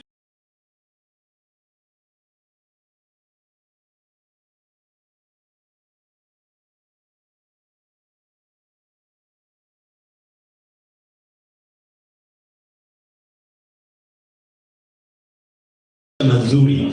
So we all look forward to living long life. All look forward to getting more and more things in life. We all look forward to making merry and having a good life.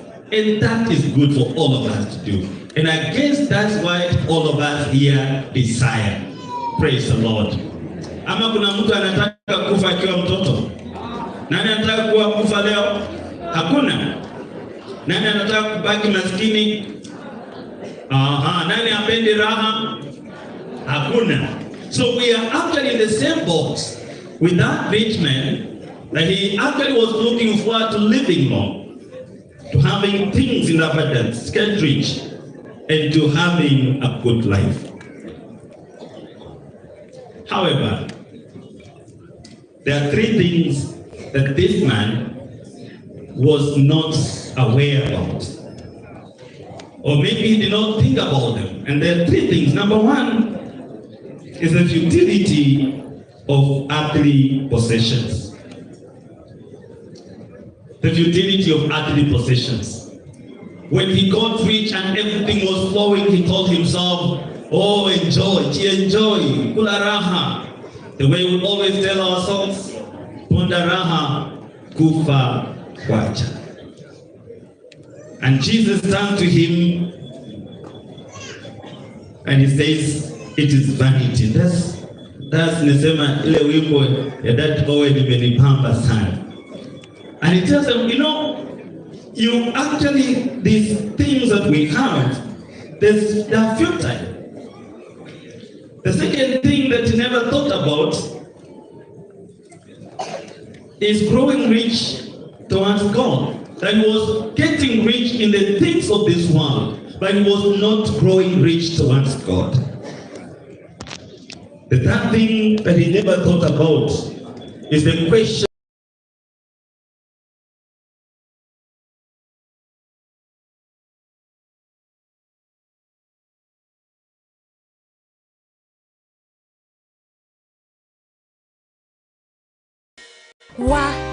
lakini vile hii ekonomi imetufinya.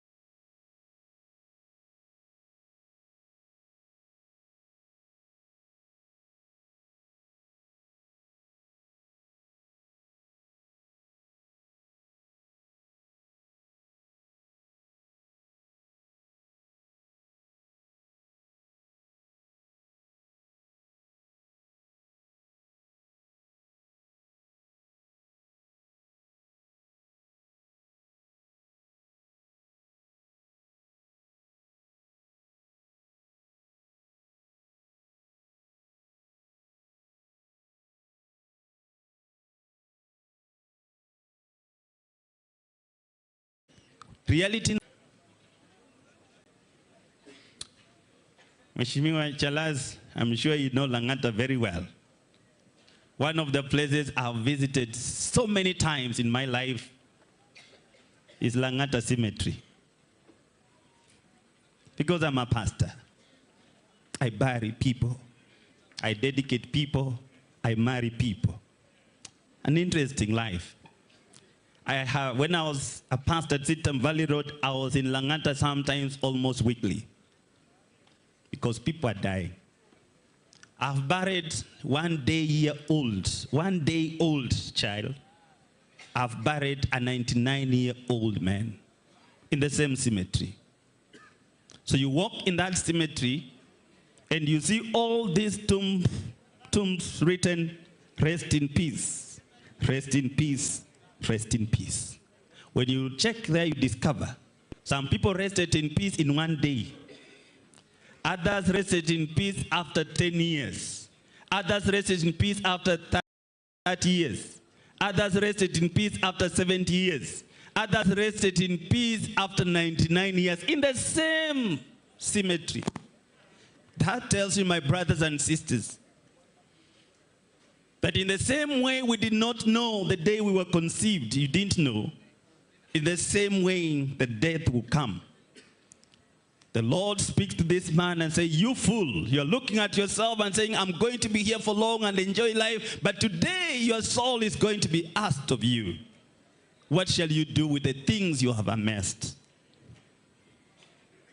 I am actually saddened, greatly saddened by the death of this young man, Fred. This is my son. It's my son. When he was being born, I just checked. When he was being born, I was joining the university. So he's my son.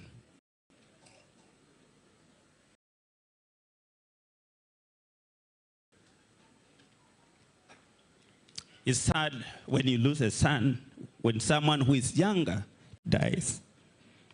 But I want all of us to realize today, as we are gathered here, and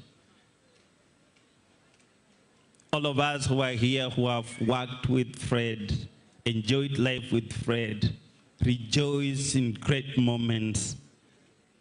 You know, you see how a brother has left us. None of us expected. He was not in hospital. We did not see it come. Some of us may have been with him that very morning. But then the next day you hear Fred is gone. When things like this happen to us, ladies and gentlemen, we need to be alert. We need to be aware. We need to begin to re-examine our lives and our walk with God. Because as much as we are praying for long life, the reality of it is that you are not in any control of the day you will die. I keep saying this all the time. My wife doesn't like it, but I keep reminding her. Every time I leave home, I demand that she hugs me. Yeah. Because I keep telling her, you never know. This could be the last hug. So I want you to remember me nicely. Every time you leave home, usitoki kama umekasirika sana. Hata kama umekasirika na unaenda safari, fry, kiss bibi. Mwambie, hata kama uamaanishi, pea yeye kiss. Bwana asifiwe. Pea yeye kiss. Akukumbuke na kiss kama utaenda ukiwa kule umeenda. The point I'm making, my brothers and sisters, is that death can come anytime. The second reality of life is that if you only pursue earthly riches and not being rich in God, you are a fool. Najua nikisema hivyo watu nasema sasa huyu pastor tena anasema nini? Najua mnafikiria naweza kuwa kama Kibaki alikuwa anasema pumbavu wewe. Najua pumbavu anasema pumbavu wewe. Hapana, hii imeandikwa kwa Biblia, hii tumesoma. Huyu alikuwa anasema basi chipe raha. Na Mungu akamwangalia akasema wewe pumbavu, leo usiku nachukua roho yako. So there's that futility of riches. Ladies and gentlemen, God will bless you. God will increase you. God will make you rich. But as you do so, please also grow. Have a relationship with God. Have a walk with God. So that when your soul is demanded of you, you will have no regrets. If you are only pursuing money, you're only pursuing riches, you're only pursuing power without pursuing a walk with God, ladies and gentlemen, let me tell you today, in Fred's funeral, you are a fool. And God does not cherish foolishness. Mheshimiwa Babu, I watched you. This is a young man in front of me. I was in the UON now, comrade. I watched you one day recently. You refused to apologize and withdraw for calling someone a fool.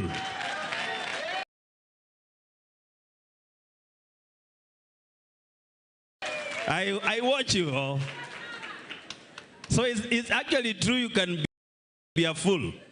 But the problem is that with foolish people, they don't want to be reminded that they are fools.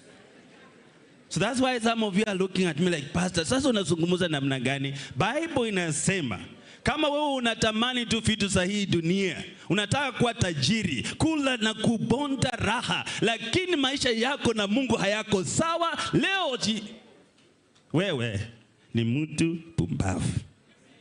So you better make up your mind tonight, whether you want to live as a fool or as a wise man. A wise man is one who knows that the days of his life here on earth are in the hands of God. Praise be to God. Praise be to God. Finally, it is appointed that we all die. So many years, Fred has left us at the time was designated for him. Some of us will live for 90 years, 100 years. God bless you. But allow me to say the reality of life is this, that it is appointed for one to die. And you will die one day. Whether you die early, or you die in the middle age, or you die as an old man, you die one day. The question is, when you finally face the Lord, what shall you say? Jesus said, what shall it profit a man if he gains the whole world, yet lose his soul? My prayer for all of us this afternoon, that we may re-examine our relationship with God. We may re-examine our walk with God.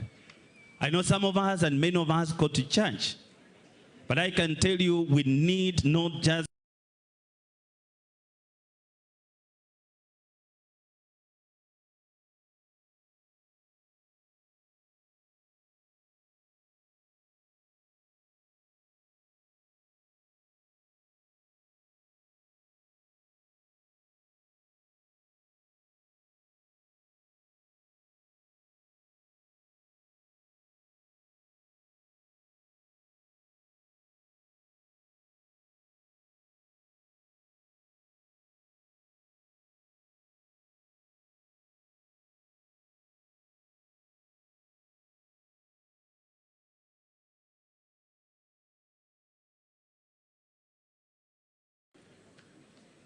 please get hold of this young man. Eric, we need to work together. And here, the last time I saw you was when we were in Kate's funeral in Kolongolo. You remember? Did you see me there? And you promised me something, but you have not done. I'll look for you. Or I am coming. I am coming. Or I'm coming for you. Hallelujah. Daddy Owen and the rest of us, let's hold on Jesus, man. We can be rich, we can entertain people, but still have a relationship with Jesus. Who say that Christians cannot entertain people? No, we should. We can hold on Jesus and still entertain and still make riches because God is with us. And may I speak to all the artists in the house. The riches, the possession you have are futile. Just the same this guy was asked. You'll amass all these things. Then after your soul is asked of you, you will leave these things for who? You will leave these things for people who are not even there when you are laboring. Please ensure that you have a relationship with God. As you enjoy life, as you do what you're doing, as you make merry, may you have a relationship with the Lord. So that when you are called home at whatever time, you will not have any regrets because you know that you will have committed your soul to God. May this be an ambition to all of us, because after everything is done, we will all die. It's appointed for one to die, and after that, judgment. Today I live, tomorrow you might come for my funeral. Today you are here, maybe tomorrow you will not be there. My urge to all of us, particularly young people, seek to have a relationship with God. Everything else, you leave it here. The wisest man, Solomon, in the Bible, he was wise at some point, but he died a fool. He wrote and said, everything is vanity. Vanity, vanity, vanity. And he was a man who had lived and tasted it all. You remember this guy had 300 wives.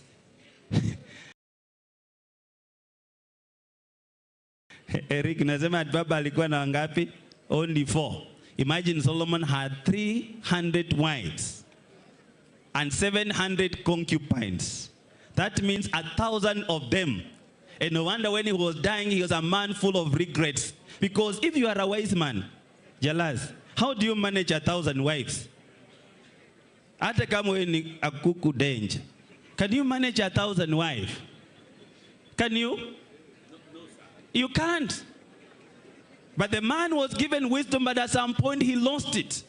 And God has given each and every one of us wisdom to choose life, but sometimes we choose death. God has given us an opportunity to have a relationship with Him, but sometimes we deny that relationship. We run away from God. May we return to God. May we walk with God. May we live a life that is pleasing to God, that when we die, we shall not lose our souls, but we shall have an entry in the presence of God and live with Him forever and ever.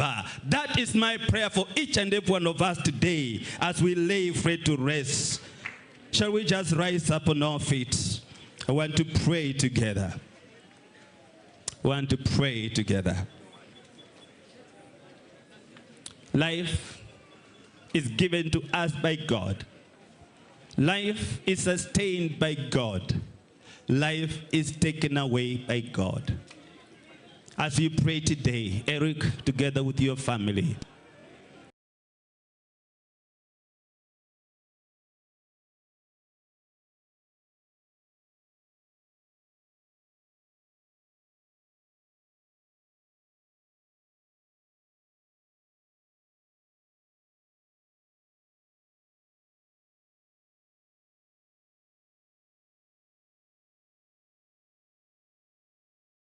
may the Lord who gave us Fred, may the Lord who gave us Fred,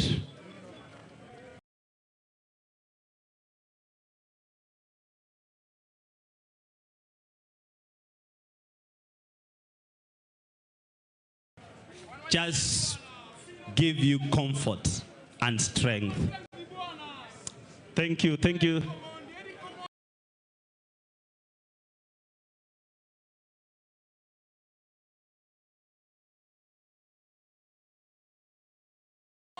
Thank you so much, guys. Thank you so much, guys. Thank you. Thank you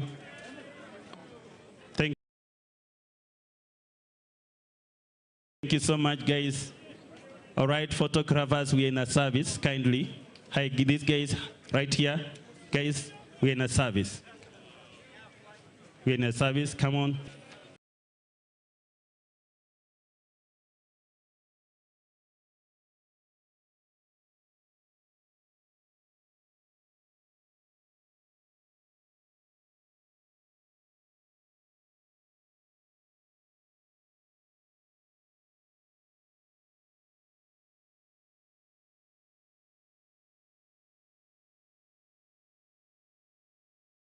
Full. You are growing the things of this world, which you live here, but you are not growing in.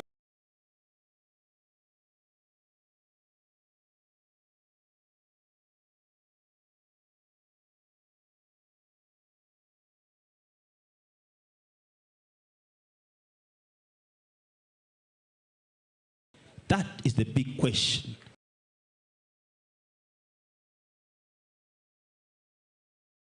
We ask today. Shall we?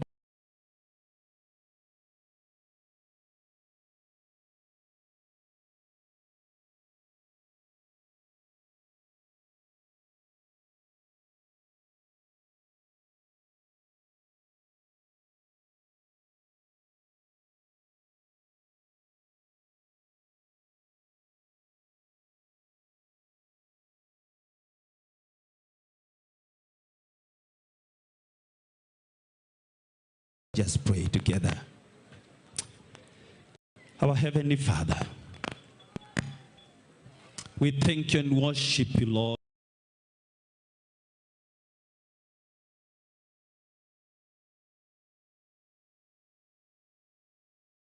Lord, for the gift of life. Thank you that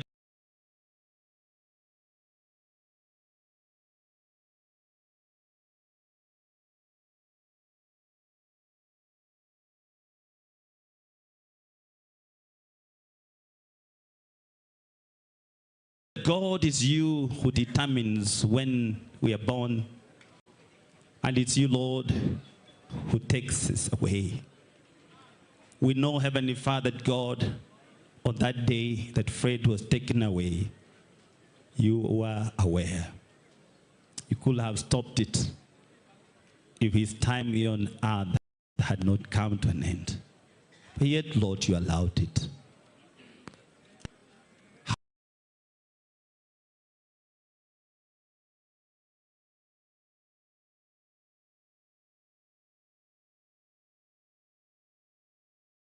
How I pray, Heavenly Father, God, you will comfort their family.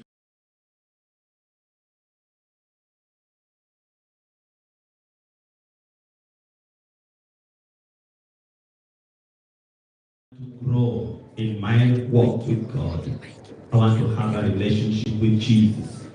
I want to ask you, wherever you are, as we all bow down in this prayer, just lift up your hand. I want to pray for you. Wherever you are, just lift up your hands. Say, Pastor, pray with me. I want to have a relationship with God. Thank you. Thank you for those hands. Just raise them out. The Lord is seeing you. The Lord knows you. The Lord knows everything. Thank you, oh God. Hallelujah. Thank you, Father, for this many people that God is surrendering their life to you. We just want, if you're raising up your hand, we just want to say this prayer after me and make it your confession. And will you just say, Lord Jesus, just say it as you mean it, Lord Jesus, I thank you for your love upon me. Thank you for coming and dying on the cross for my sins. Thank you for your love that you have granted me salvation. And right now, I surrender my life to you. I confess that I am a sinner and I repent all my sins. I pray that you may come into my life to lead me, to guide me, and be my Lord and my Savior from this day on. In Jesus' name I pray. Heavenly Father, we thank you for as many that God have made that prayer of confession. I pray that God, as they lead this service today, may your Spirit remind them. May your Spirit remind them of this confession they have made. May your Spirit enable them to walk right with you. May your Spirit empower them to live strong in your presence. In Jesus' name we pray. Amen. Amen. Eric, you may, I want to pray for you as a family now. So may I ask the family to come and just want to pray for you.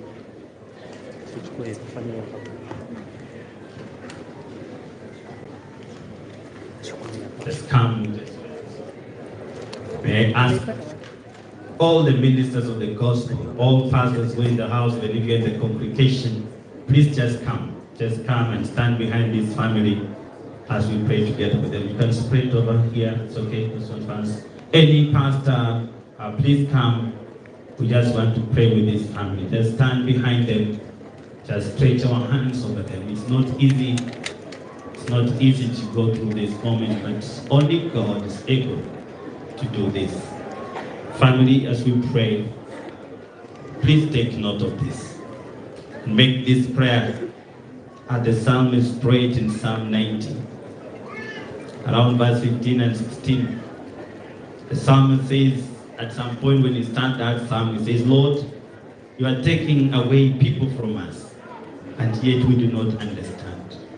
As he finishes about verse 15 and 16, he makes a bold prayer to God and says, God, in the same way you have afflicted us, comfort us. That's the prayer we want to pray right now. Because we can say many words to you, but our words may not give you that comfort. But may God, who was there right at that time when Fred was taken from us, he is with you. He will remain here with you.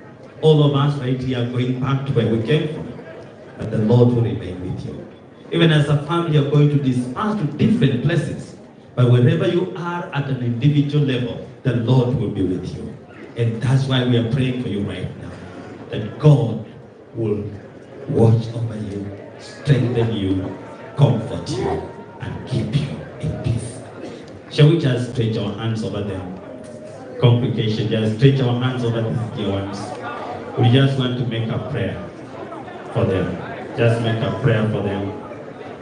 Just make a prayer for them. Just come on, we're in a service. Just make a prayer for them, all of us. Hallelujah. Thank you, Lord Jesus. Bwanangu, sehemu yangu, rafiki yangu wewe, katika safari yangu, twatembea na wewe, pamoja na wewe, pamoja na wewe, katika safari yangu, twatembea na wewe, gose safarini, mbele unichugue, nayani mwa mbinguni, niingie na wewe, pamoja na wewe, pamoja na wewe, mlangoni mwa mbinguni, niingie na wewe. Heavenly Father, we bless you and honor you. You are the Lord who is our portion. You are the Lord who is ever present in every situation. Lord, you are God of all times, all seasons, and all circumstances. At this moment, Lord, this family stands here today. Besides, Lord, the casket of their brother, their son, Fred. They are heavy in their hands. They are pained. But yet, Lord, we know it's you who is able to comfort them. It's you, Lord, who is able, my Father, to grant them peace that surpasses all human understanding. That's why, Lord, we are committing them to you on this altar today. That, Heavenly Father, Lord, you may embrace each and every one of them. Walk together with each and every one of them. And strengthen each and every one of them. Comfort them, oh dear Father. Lord, amid these times, Lord, when they will be in a situation where they remember the memory they shared with Fred, I pray, Heavenly Father, God, instead of tears, Lord, you release a word of comfort and assurance to their hearts. the Heavenly Father, they shall be comforted and be strengthened. Today, Lord, we commend them to you. And we pray that, God, may your grace is able to keep them strong and keep them from falling, Lord. Be with them. Walk together with them through this journey. And may you indeed grant them strength. We give you praise and give you glory. For this is our prayer in the name of the Father and of the Son and of the Holy Spirit. Amen and amen. Amen. Kindly have your seats briefly. Now, ladies and gentlemen,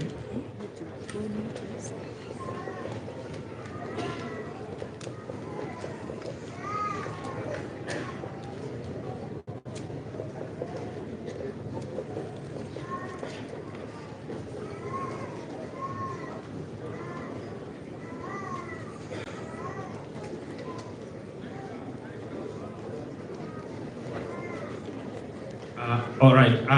Allow me, ladies and gentlemen, we are aware that our time is up. I know a number of people have joined us, but the service has come to an end. It's our tradition. After that prayer, we proceed straight to the graveside. And we want to do exactly that. So we want to just ask that a vote of thanks be done. And I kindly request, because some of us, we delay a little bit. Guys, sijui tuende kwa boma, tusiende kuchelewa. Tungoje vote of thanks. Please stick to that so that we can be able to honor each other at this particular time. We recognize all of you that have come. If I knew Tolu, I would say, I recognize Mheshimiwa Babu Owino. Nani mwingine amekaa karibu na wewe, anakaa familia. We might recognize all of you. So please feel recognized, feel honored, feel respected. But we must come to the end of the service and lay faith to rest so that we can also be able to return to where we getting to. So kindly, Eric, can I give you 3 minutes? Or 2 minutes, all right. No, just all right.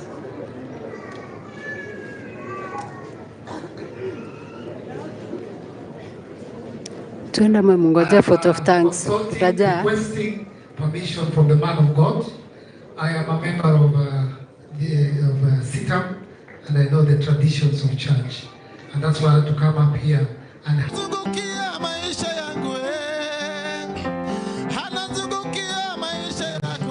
with the CITAM.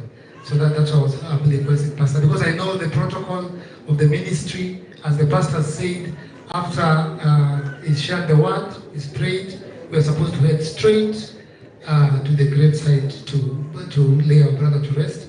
So nimekuja kuomba pastor permission, juu siwezi fanya bila permission yake. So pastor, there are 3 people who you will allow me. You said 3 minutes, I'll go straight to it.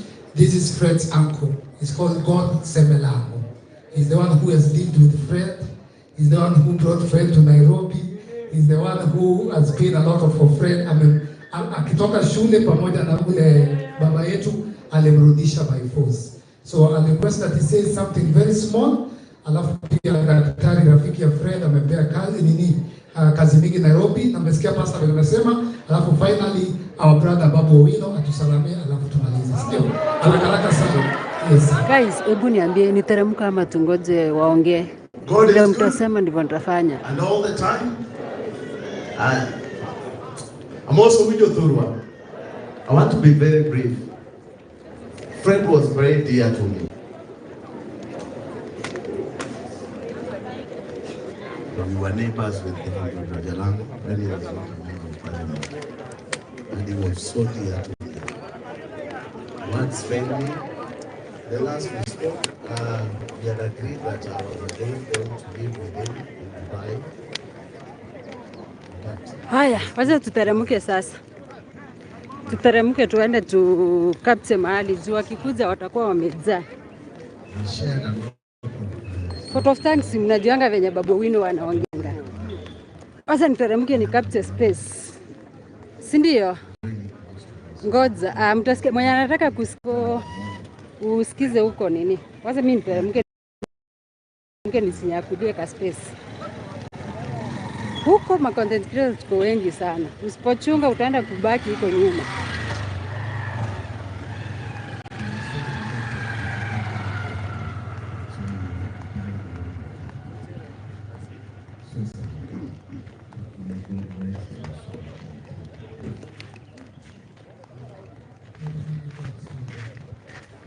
Okay.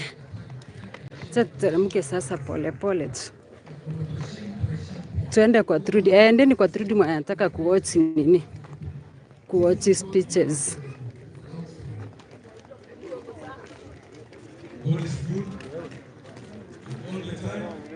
Hii kamera yako, hii ni phone. You cannot expect kamera ya simu ikuwe kama kamera. Poa sana.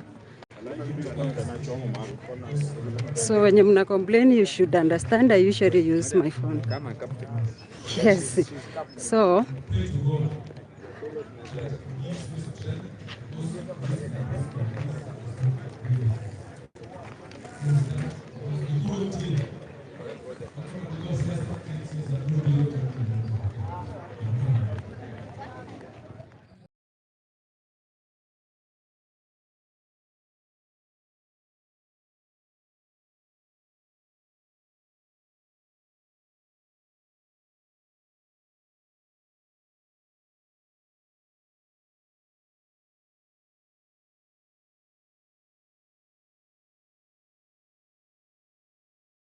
He gives you strength sana kupoteza your bro. Nimetoka kule Mumia saizi kwa sababu mimi nilikuwa fan mkubwa sana wa Fred when he was still performing at Churchill, na hata huyu Eric alikuja kule nyumbani na akajenga nyumba, na hata bila mimi wakati nimekuwa huko. Sasa hiyo testimony kubwa haingefika kama pia mimi kutokuja kusimama na yeye. So mimi nataka niseme wewe sijui nitakuita mheshimiwa ama nitakuita namna gani. Asante sana kwa kazi ambayo unafanyia wa Kenya, and that is what has really moved me to come here. Otherwise mama, mimi nasema tu pole, tasimama na wewe. Najua nitakuwa na mambo yako tutaongea kidogo, lakini mama nataka pia nikusalamie kidogo, and asanteni sana and God bless you. Thank you so much. Thank you so much. Bwana Keter, come and eulogize for 1 minute. Thank you so much. Wapi makofi Alfred.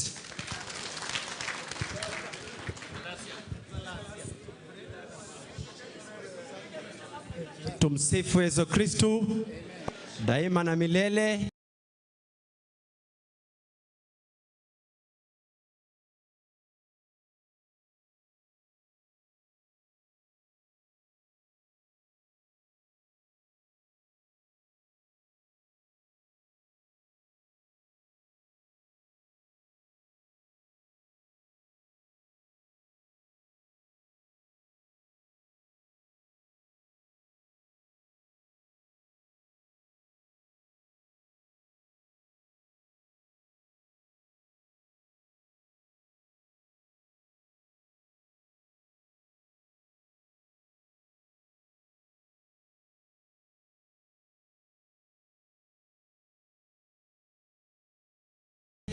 Bwana Yesu vale. Simuliona Eldoret walikuwa na nyinyi?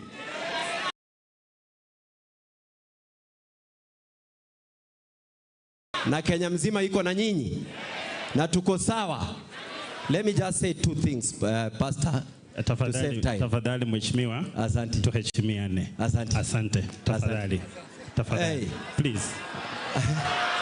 Please. No, please. Please. Sawa. Please. Si niseme moja peke yake? Niseme moja peke yake? Hebu muweke mkono juu wenye anasema niseme moja. 1 minute. I'll take 30 seconds, Pastor. Thank you so much. Be honorable. Nataka niwaambie, mnasikiza? Mukae ngangari. Sisi kule Eldoret tumetangaza Sakayo lazima aende nyumbani. Ni sawa? Ni sawa? Ero Kamana, asante sana na Mungu awabariki. Mheshimiwa incoming governor ama sijui ni nani. Wapi makofi ya Babu Owino?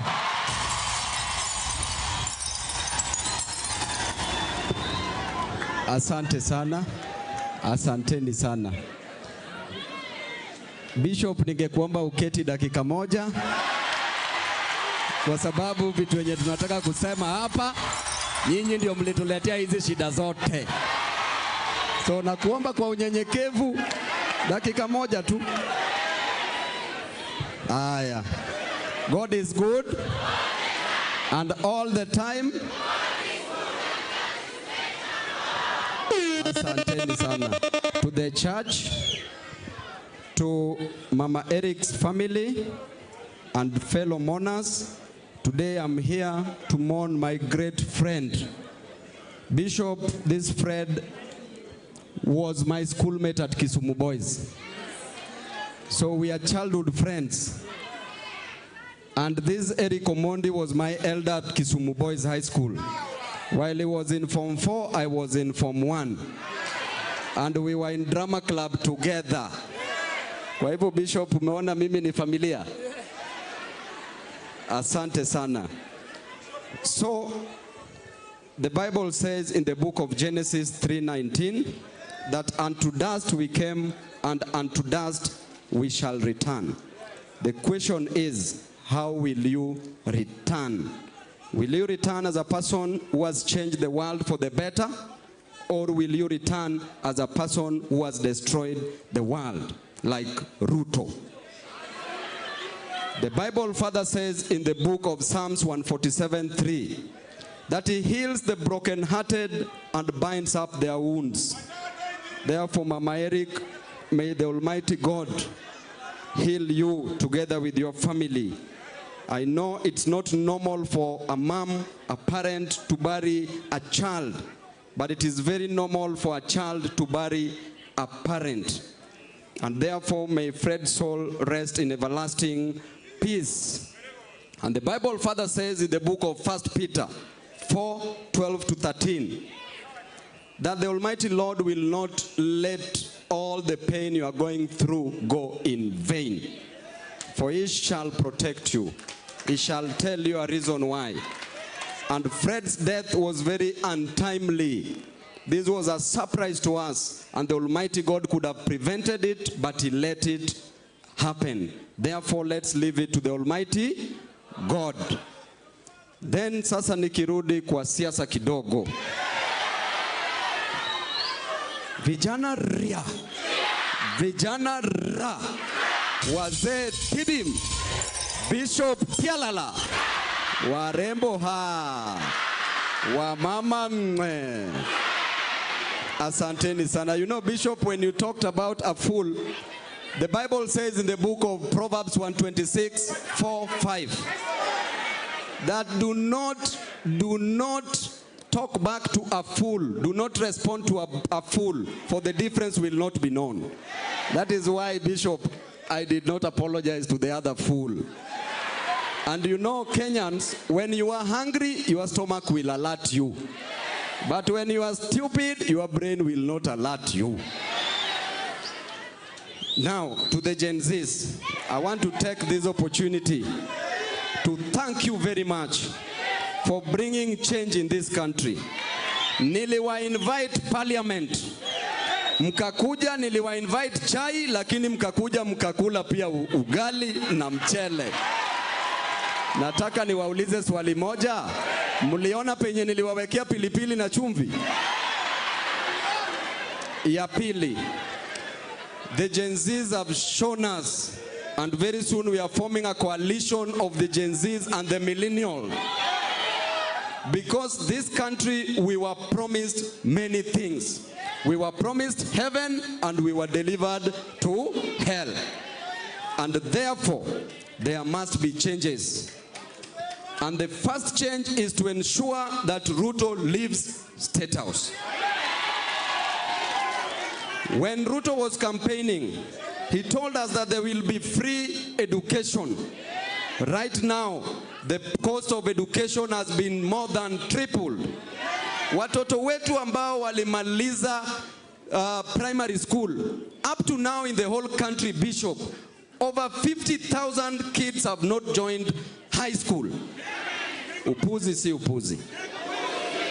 Saizi ukienda hospitali kutibiwa, kama una 1,500 shillings hata uwezi pata x-ray. Upuzi si upuzi. Jenzi tibim. Nikimalizia, nataka niseme ya kwamba baba yetu ni Raila Amolo Odinga. Kwa hivyo baba, hii ni wakati wa baba. In fact, baba angewachana na hii mambo ya AUC. Baba, tuende State House sahihi. Hii ndio wakati. Na la mwisho kabisa, huyu kijana wetu Eric Omondi, huyu kijana wetu tumesumbuana naye na anasaidia wananchi wa Kenya, na huyu ni mtu ambaye anafaa awe mjumbe in 2027. Kwa hivyo Eric, by 2026 tutakupatia constituency yako kule Nairobi, na niko na hakika ya kwamba Eric atakuwa mjumbe in 2027. Saizi pia tumeshikana na ndugu yetu Jalas na mandugu zetu kama MC Jesse na wakina Terence. Round hii, if you are not on the table, you must break that table. Thank you, Mheshimiwa. Bishop, ya mwisho kabisa, ninasema asante sana. Mungu akubariki. Thank you so much. God bless you. All right, thank you very much. I'm getting back to nikipatia Bishop. Asante sana Osama simama. Huyo ndo kuna kifungu ya nyumba ya Fred. Benye Fred alikufa, alikuwa anaishi na kijana. Akafunga nyumba. Oga Obina alikuwa anaitwa Mjize. Huyo ndiye alianza na Fred, akiitwa Mjize. Oga Obina, thank you so much. Terence na Milly Chebi na Terence wako wapi? Terence wapi? Huyu ndiye amepanga hii matanga yote, ndiye ametuletea hii pesa yote, pamoja na Churchill wakishikana na Jalas. Thank you very much. Tukitoka hapa tunaenda kuzika ndugu yetu Erokamano wa Inyadonge. Thank you very much. God bless you. Thank you very much. God bless you. Thank you. Asante Mheshimiwa. Najua ulikuwa unaniambia niketi na hii ndio nimekupea ka authority bwana. Sasa wewe pia Mheshimiwa, mimi nimekupea sasa, relax. Nana niambia niketi kwa bana. Usifanye hivyo siku nyingine. Thank you very much. We are done with our service. There's something we forgot. We want to do it right now. In our service, any funeral service we do is our tradition also to collect an offering. But this offering does not go to the church. It goes to the family. The way I see, looks like most of us are on M-Pesa.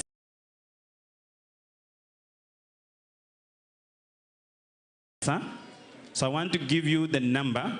Na hiyo number ukipata inarudisha jina isipokuwa Eric Omondi, cancel that transaction. Ukiona ni Robin Mulunda ujue hiyo ni fake.